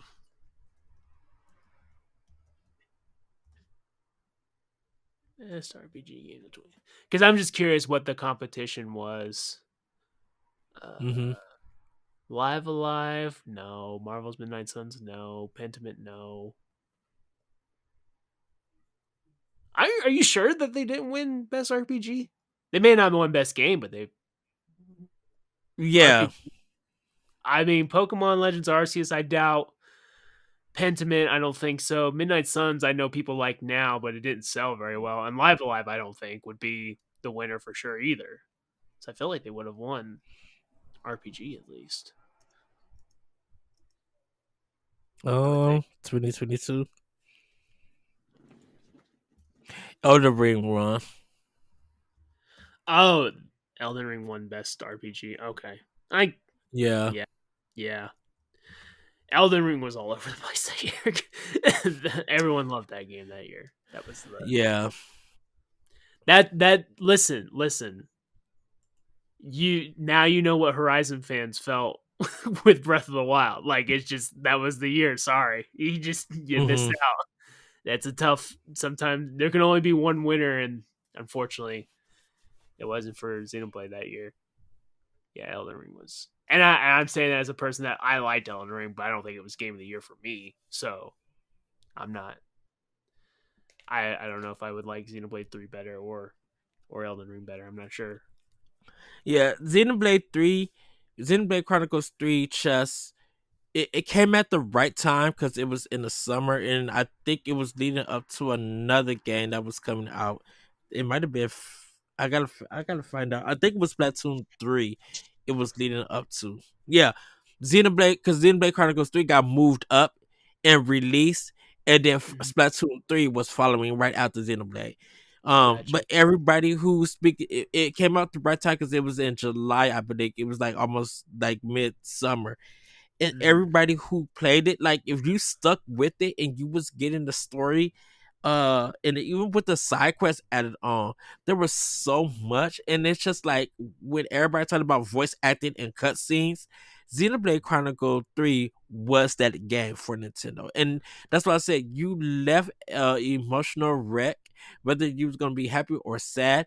And then there was just side stuff um that affected you also. But man, like a lot of stuff that happened in a lot of these chapters, and then a lot of the characters you felt for, and it was just moments you were just like, what? And that's why you haven't and I'm not, and this is Yeah. not no diss or anything to Xenoblade Chronicles 3, so people do not take it as that way. Nobody was talking about it, and the reason why nobody was talking about it, because they didn't want to spoil anything in the game. You, unless you was watching people streaming on Twitch or reactions, that was the only way that you would know if something major was happening. But like Mhm. on social media, nobody was talking about it. And it was just, and that's why you may have seen, if you follow me and some other people, uh, it was just like this chapter of Xenoblade Chronicles 4, this moment in Xenoblade Chronicles 4. If you knew what everybody was talking about, even though they didn't say anything, you was 100% probably right with where what that tweet and stuff mean, because there was Mhm. so much that was involved to make that tweet. And everybody, that's why anyone who was at that point playing Xenoblade Chronicles 3, they knew what happened in that. And it was just a game that people just like, I want now people hopefully go back and revisit that game so they can understand why a lot of these tweets and stuff was coming out from the game, and people are just like, this is maybe one of the best RPGs Nintendo ever put out. Well, and it might be Traditional one of the RPGs. it might be one of these things where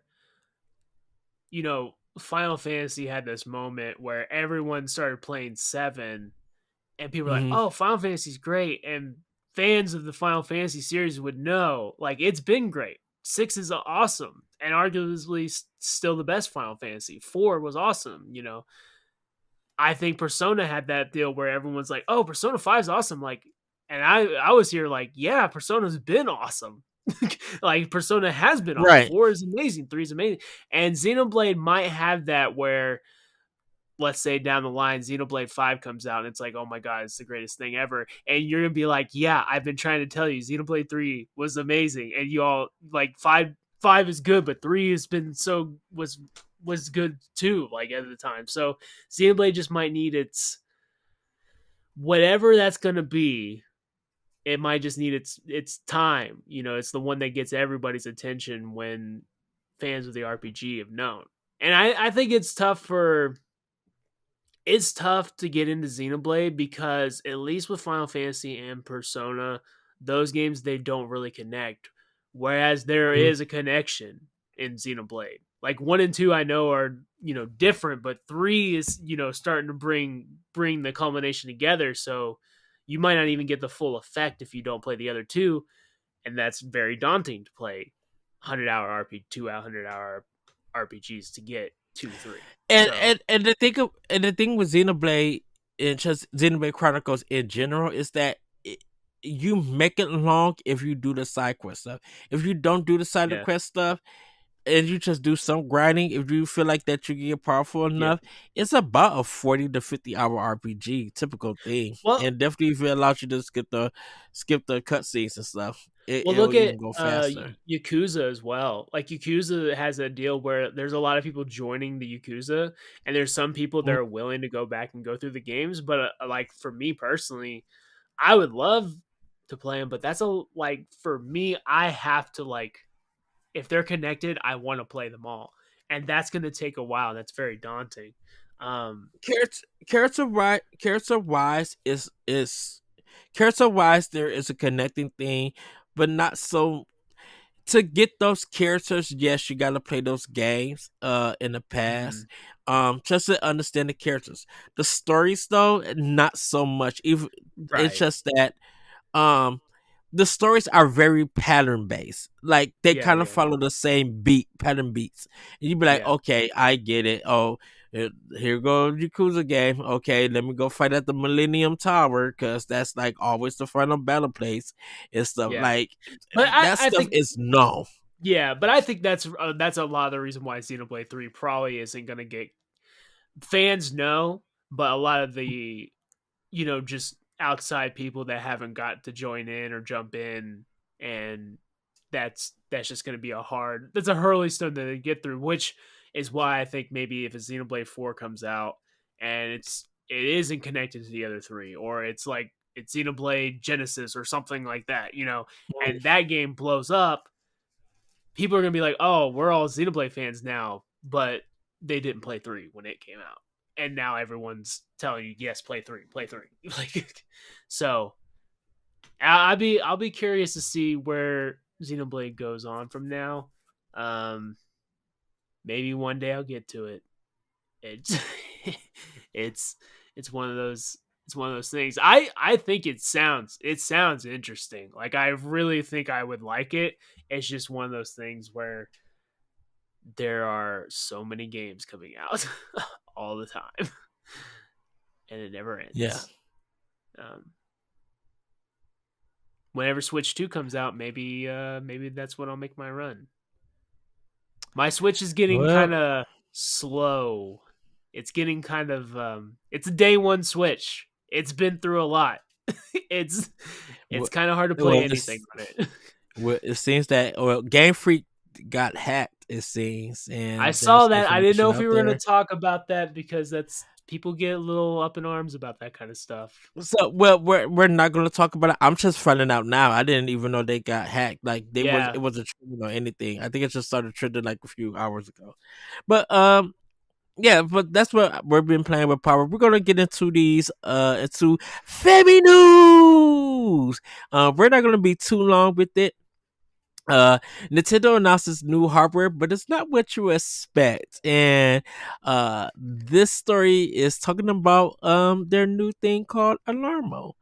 Uh, Instead of the Switch successor, Nintendo has this week announced a new alarm clock officially dubbed Nintendo Sound Clock Alarmo.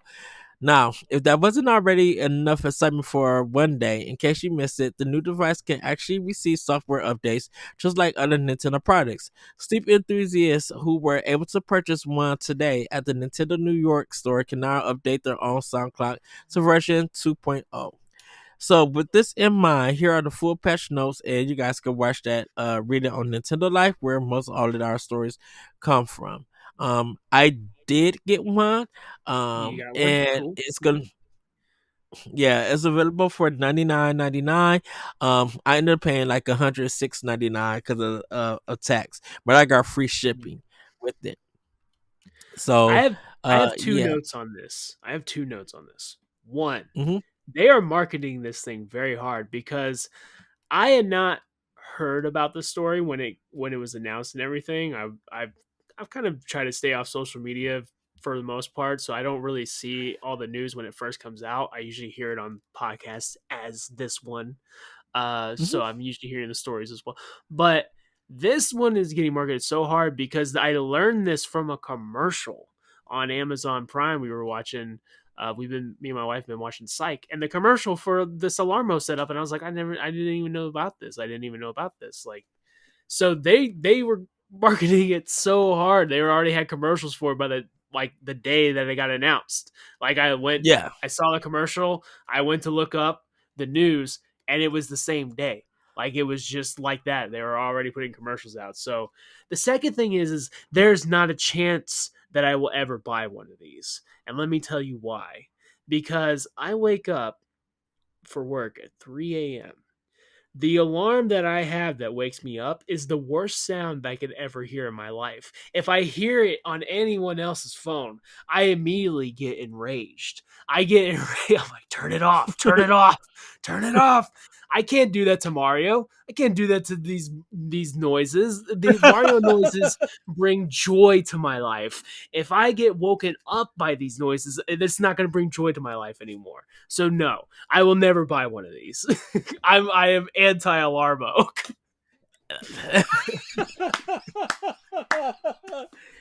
It's high no. Yeah, just no. I appreciate it. It'd be cool to have. Never gonna use it. If I had it, if someone gave it to me, I would take it, but I would never open the box. It would just, I would just look at it. I Maybe. I I really think that this thing is gonna really sell big. Oh Because yeah, I think people gonna probably get it for Christmas gifts as also yeah. Well, and and everything. kids will love it too. Like kids are gonna love this Yes. as well. Well, it seems that everything is good for America, but not so much in Japan. Nintendo fans over in Japan are going absolutely bunkers over the newly released Nintendo Sound Clock Alarmo accessory, causing Nintendo to suspend sales on its official website. As communicated on social media, the firm has temporarily hit snooze on sales after an alarming surge from Nintendo fans across the region. Although Nintendo didn't outright specify but it had completely run out of the alarm units. This is likely the case as it states it will continue to produce the products in order to deliver them to as many customers as possible. In response to the high number of sales, Nintendo is now switching over to a lottery system for Nintendo Switch Online subscribers, meaning that prospective customers will likely need a bit of luck on their side if they're to bag one of the hotly anticipated alarm clocks. Nintendo hasn't specified when sales will commence again. It has instead requested that customers please wait for a while. At the time of writing, sales in North America and Europe are still ongoing, though we'll be sure to update you if anything changes. So, yeah. So Japan, yeah, that's a big thing. I'm like that, yeah. Oh To yeah. let everybody know, uh that it's a kind of also a motion detecting thing. So if you move your body and stuff, it will like while the alarm is going off, if you make a motion and stuff, it will kind of cut itself off and everything. But it does have like different um voice clips and stuff from different games. And then you could, like I said, you could update more from it. It's a really nice looking clock.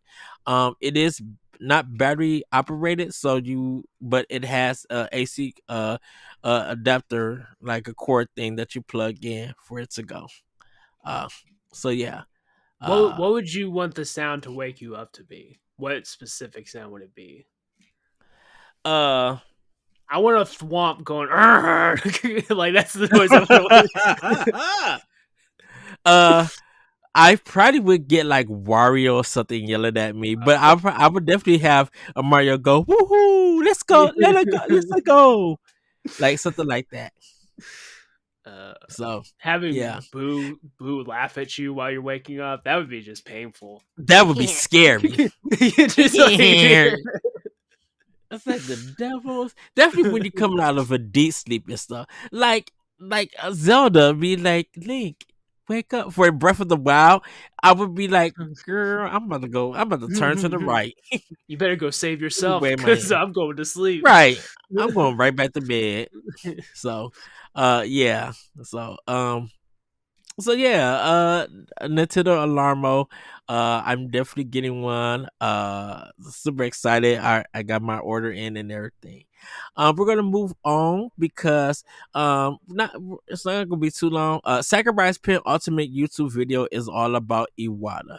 Um. Over the past 2 years, we see Sakurai get personal on his channel, opening about his time in the industry with surprising, uh, with surprising honesty. But today's release might be the most personal of the bunch as the legendary game designer runs through his cherished memories with one of Nintendo's most fondly remembered faces. The video covers the full span of the pair's relationship, pair's friendship, Satoru Iwata, and how Sakurai first met him at his initial L Laboratories or HAL Laboratories interview to their final get together in early 2015.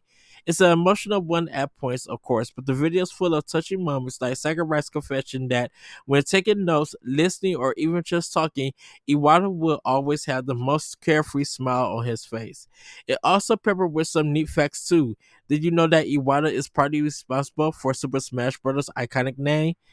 Yeah, so you guys could check it out, and by the time you guys see this video, it will be out. So do check it out. That is such a touching thing that I hope you guys do check out, and it's good that this video was kind of like dedicated to Iwata and showing that his time with it. I think still to this very day, Iwata's passing is still a kind of affected, but it's affecting in a good way. That people still keep his memory alive, his words. I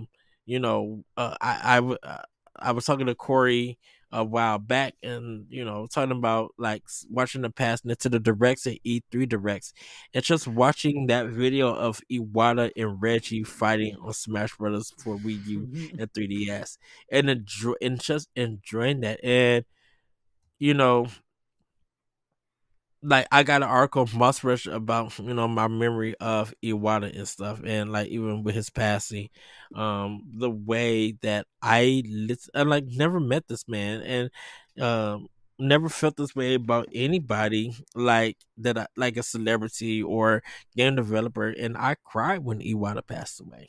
Like, even when I was literally going to Fridays with my friend when the news happened and was in tears.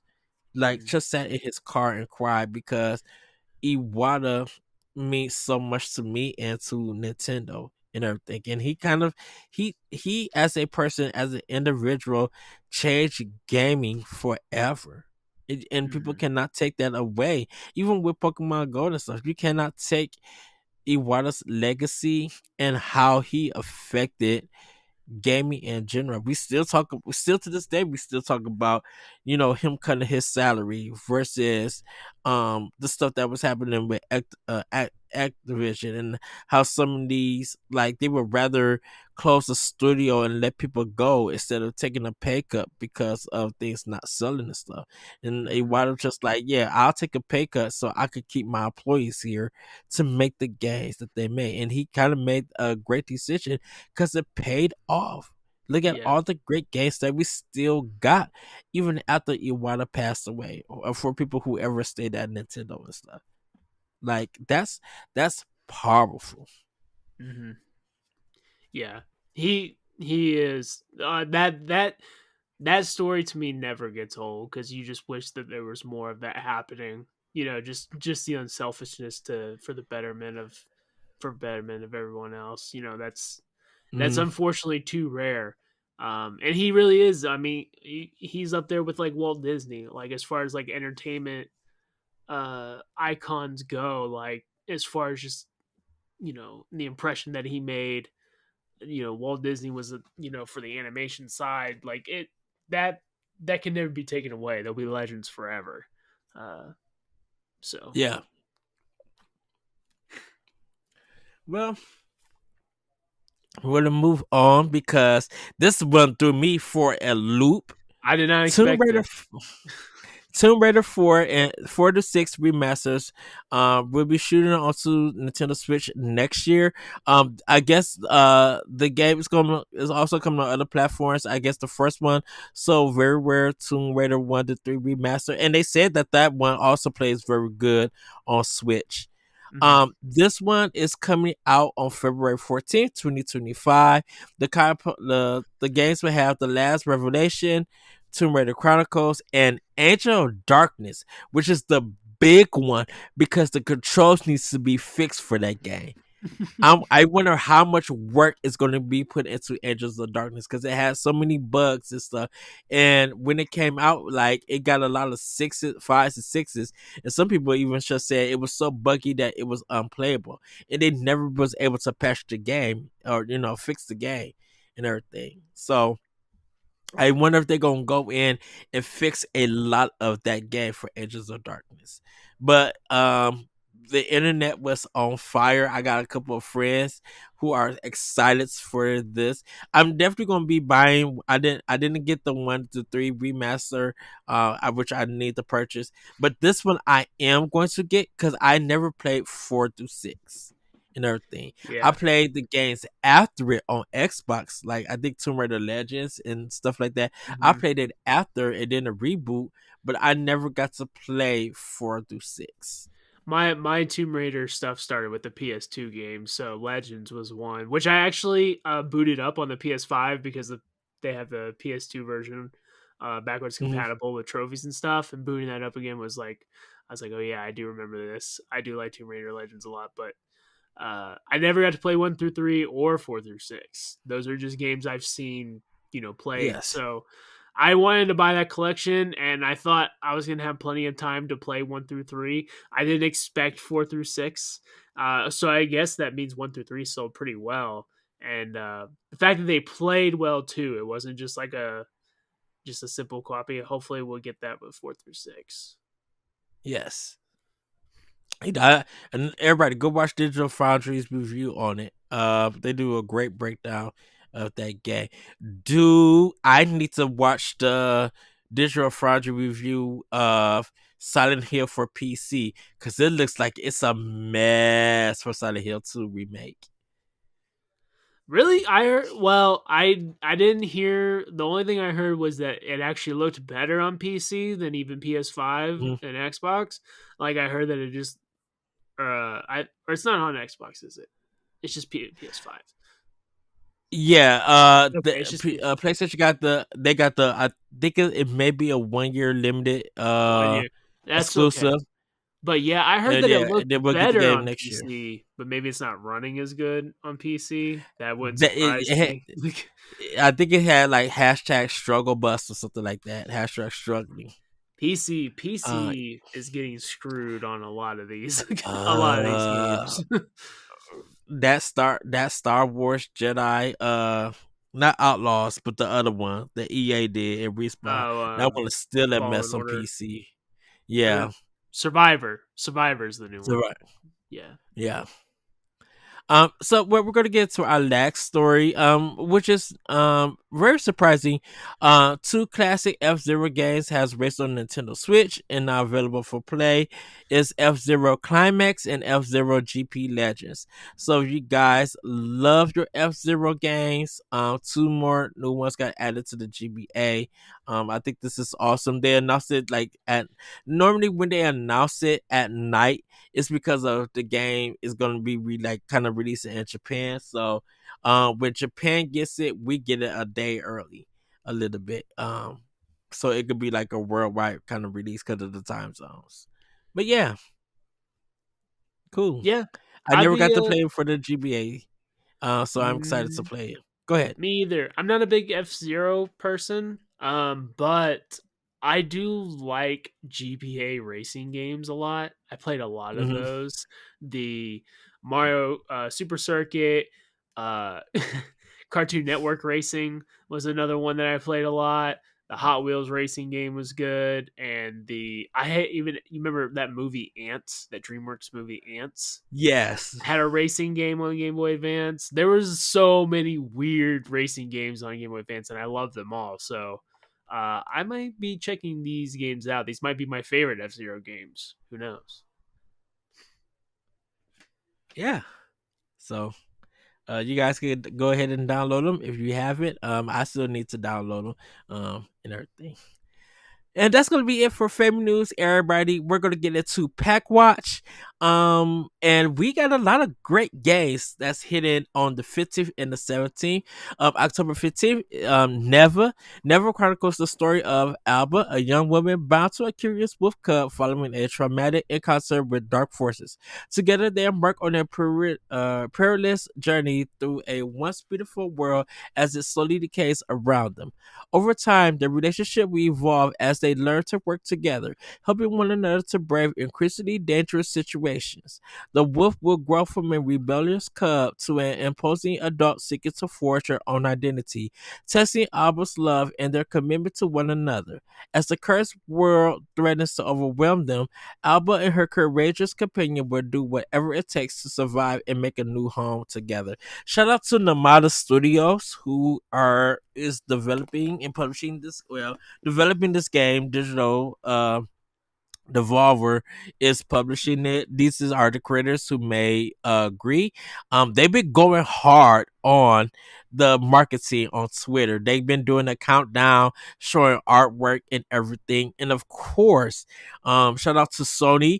They were their state of play was the first one to reveal this game, which is awesome. I don't know where everybody's gonna be playing it at. I'm definitely getting it on Switch, and I definitely need the physical for this game. Like for real. I'm super excited for Never. Even if it doesn't hit well or it doesn't, it, it's just something that I feel like people don't think it's not gonna work out or it's not important. Never is a definitely a must have for me. Um I on the know that 15th. So I'm super you excited. have championed Gree for a long time, and I have not got to play Mhm. Gree, but it's on the PlayStation Plus this month. So I Oh think I'm yes. after October, after the spooky season's over, it's on my list to play for November. Gree is at the top of the list because I would really like to get into that and play Neva. I'm very curious. And Yes. Devolver, if you're not following Devolver Studios on Twitter, you must. You must. It's one of the best accounts. Yeah. Yeah. Austin, I will say this. Play Gree whatever you need, do complete it. Do finish it, complete it. Everybody, we have a talk the walk with David, Celeste, Stephanie, and me. We do a breakdown, a discussion on it, stuff that they was talking about that I didn't get, what had my jaw on the floor. We all came with our own opinion, so go talk. If you play Agree, go check out Talk the Walk here on Boss Rush, and go check out that episode. It was a very great discussion. Austin, like I said, finished the game. Ooh, excuse me, I had to burp. Sorry about that, everybody. Finish the game and then check out the episode. I really would love to hear your thoughts about that game. I really Yeah, do. I'm definitely Um, looking forward to it. Yes. Also on the 15th, Just Dance 2025. Get your friends and family together to let loose on Just Dance. Whether you want to take the party to a whole new level, exercise while having fun, or create special family moments, Just Dance 2025 edition has something for everyone with 40 hot new songs. We also have Nico de Rico, The Magical World. Join Nico and Luna on their quest in Nico de Rico, a vibrant platform adventure. When the duo discovers an ancient relic on a magical island, the villainous Grimball of the Corbin Gems Company snatches it away. To save the island and its tribes, they must navigate 7 unique worlds with the help of their animal friends and defeat the Corbin army. With family-friendly design, couch co-op, and music by David Wise, Nico de Rico is a magical, mysterious journey for all ages. On October 17th, we got Blazing Strike. After surviving an apocalyptic event, the remains of human civilization are in disarray. In this dystopian world won by a corrupt and murderous government, a resistance group is ready to stand up for the people. Will they succeed in overthrowing these evil autocrats? Dive into the world of Blazing Strike and join the battle to face the strongest fighters in this post apocalyptic world as they are destined to clash in a long journey to victory. This is a 2D fighter, everybody, sprite based. So do go I check it out. Yeah, I looked it up because I had never heard of this, and I was surprised to see that it was just a 2D it was a 2D fighter. So I was like, "Oh, Yeah, interesting." We I don't I get very checked it many out. new PS2 or new 2D fighters as far as Yeah, I checked the eShop to see what was coming soon, and this was on the list, and I'm like, oh, this looks amazing. So yeah, go check it out. Also, on the 17th, we got Storm Edge. Storm Edge is an action roguelike where you have to balance your desire to use powerful skills with the risk of taking damage or putting yourself in a vulnerable position. Experiment and try new things. We will take the role of one of the bravest and most talented mages who is forming Storm Edge, a guild whose aim is to stop the elemental storms and save the world. Last but not least, everybody, Mario Party Jamboree. The Mario Party series is back and more jam packed than ever, with over 110 mini games, new online and offline modes, and plenty of customization choices. There's something for every kind of party goer. Me and the Boss Rush crew got to play this a little demo of it of PAX. It is so much fun. I'm so excited for this game, and stuff. I am going to be picking it up this week. I'm so excited to be playing this game. I love Mario Party. It's one of my favorite series. I just enjoy it all the time. Um, Even when when I play with you all, we did that 50 turn one. That was a long that was a long game, but it was fun. Yes. Uh, well, everybody, I know we've been talking a lot about games. I really enjoyed this one, Austin. I had so I did much too. fun talking to you and everything. We didn't argue, everybody. We weren't fighting, and we Dude, pretty much was on. let's bring up Red Dead Redemption 2. Let's just get this party started. Actually, that was trend for some reason. That was trending like a couple of days ago. Red Dead Redemption because of the PC version. Yeah, I do remember that. I never saw why it was trending, but I oh, They're Red Dead charging. Redemption is coming to PC. The first one is coming to PC. They were charging $50, and I think they said there was some stuff being removed from it from the game or something. That I don't know. That I don't know. But that I do remember that because for a long time you just couldn't buy it on PC. Uh Hmm. for a real long time. So for it's coming now. I wonder what they're removing. I hope it comes with all the DLC because the DLC is very good. Uh, I don't know. Um, I didn't even realize that the first one wasn't on PC. And I think I wonder is because if that remaster version came out for consoles and Switch or consoles, I should say. Um, there's a weird l- reason why it wasn't on PC, and I'm trying to find why. I want to say it may have even been on PC, but either it was broken or something with the license got mhm. messed up. I can't Yeah, remember. cause people were like upset and straight up mad. Um, and everything because Rockstar started trending and then that game started trending. Red Dead. I'm like, hmm. And I didn't even see that it got announced or anything. I wonder if Rockstar put like a trailer or something out. I just don't know. Hmm. Yeah, I don't know. Yeah, Just a because year I was ago, just a year ago, there was an article that said on August 7th, 2023, that the original Red Dead Redemption isn't getting a remake, remaster, or coming to PC. Well, it didn't get a remake or a remaster. It did come to PC, and it did get a PS4 port. Uh, and then Xbox, I don't even know if it really got an Xbox port because you could already mhm. play it. They already upscaled it from the 360 version. So I don't know if it Yeah, actually was like an Xbox One port of it Red Dead. wasn't. Okay, Yeah, because of the the backwards upgrade, like compatibility. Yeah, yeah, that's why it was selling on Amazon for Xbox for like I think like $20. Like people were going even to use stores and getting it because they were just yeah, like we could play a better version of it. yeah. Um, and that's what they did. Yeah. So um, yeah. But Austin, thank you for doing Power Block with me. I truly Of enjoyed this. We course. talked a lot about games, like some really great discussions. Uh, with Yeah, this I episode. I love this Um, episode. It's good. Uh, well, Corey's not here. I was gonna congratulate him. Cleveland Guardians going to the American League Championship Series. So congratulations to those guys. Cleveland's getting yes, some love. he texts me because they played Wild Thing.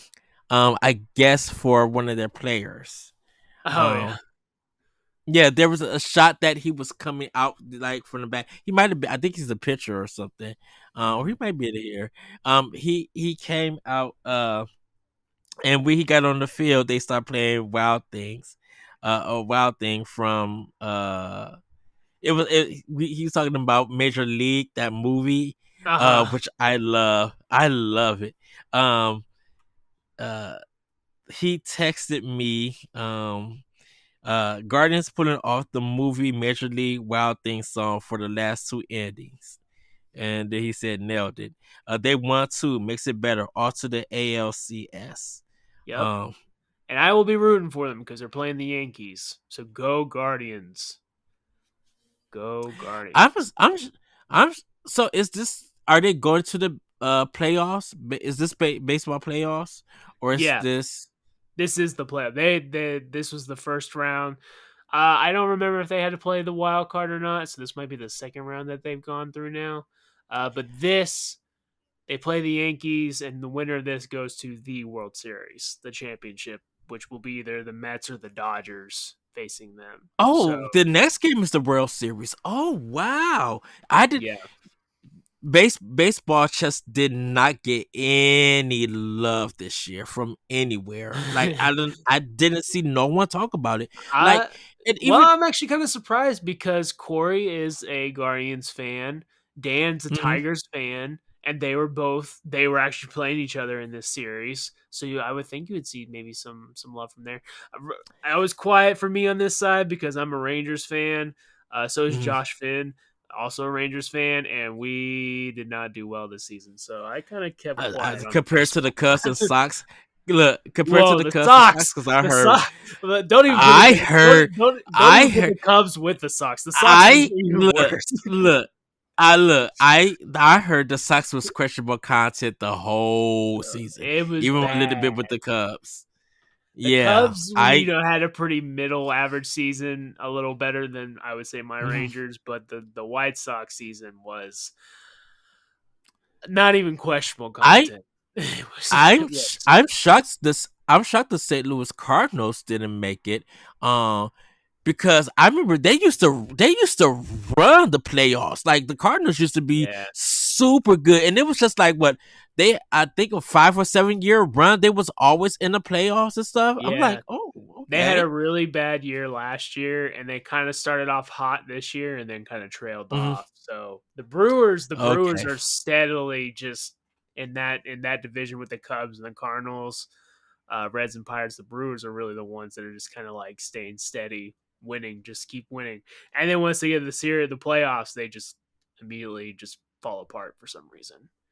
Uh, but the Brewers are the team to look out for. Uh, So if I know that's gonna be a big thing if Guardians win. Like I know Court gonna be like, yeah, I gotta watch this. Yeah, I'm rooting for everyone but the Yankees. I have friends that are Guardians fans, so I'm rooting for Corey. I got friends that are Mets fans, so I'm rooting for them. And the Dodgers, they have Shohei Otani, so I kind of I really would love to see him win. So I'm going for anyone but the Yankees. That's pretty much me. You can call me a hater all you want, but I don't know. And if the Yankees win, so what? But like, come on. So it doesn't mean well, as much. Austin, Austin, where can people find you? You can find me at Placed Austin on Twitter.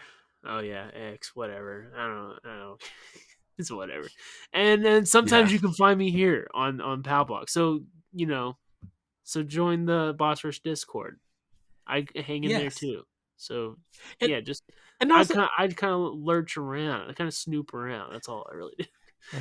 and everybody, we want to have your questions. So send us your questions for Nintendo Pow Block. We would Yeah. definitely love to answer them. And everything.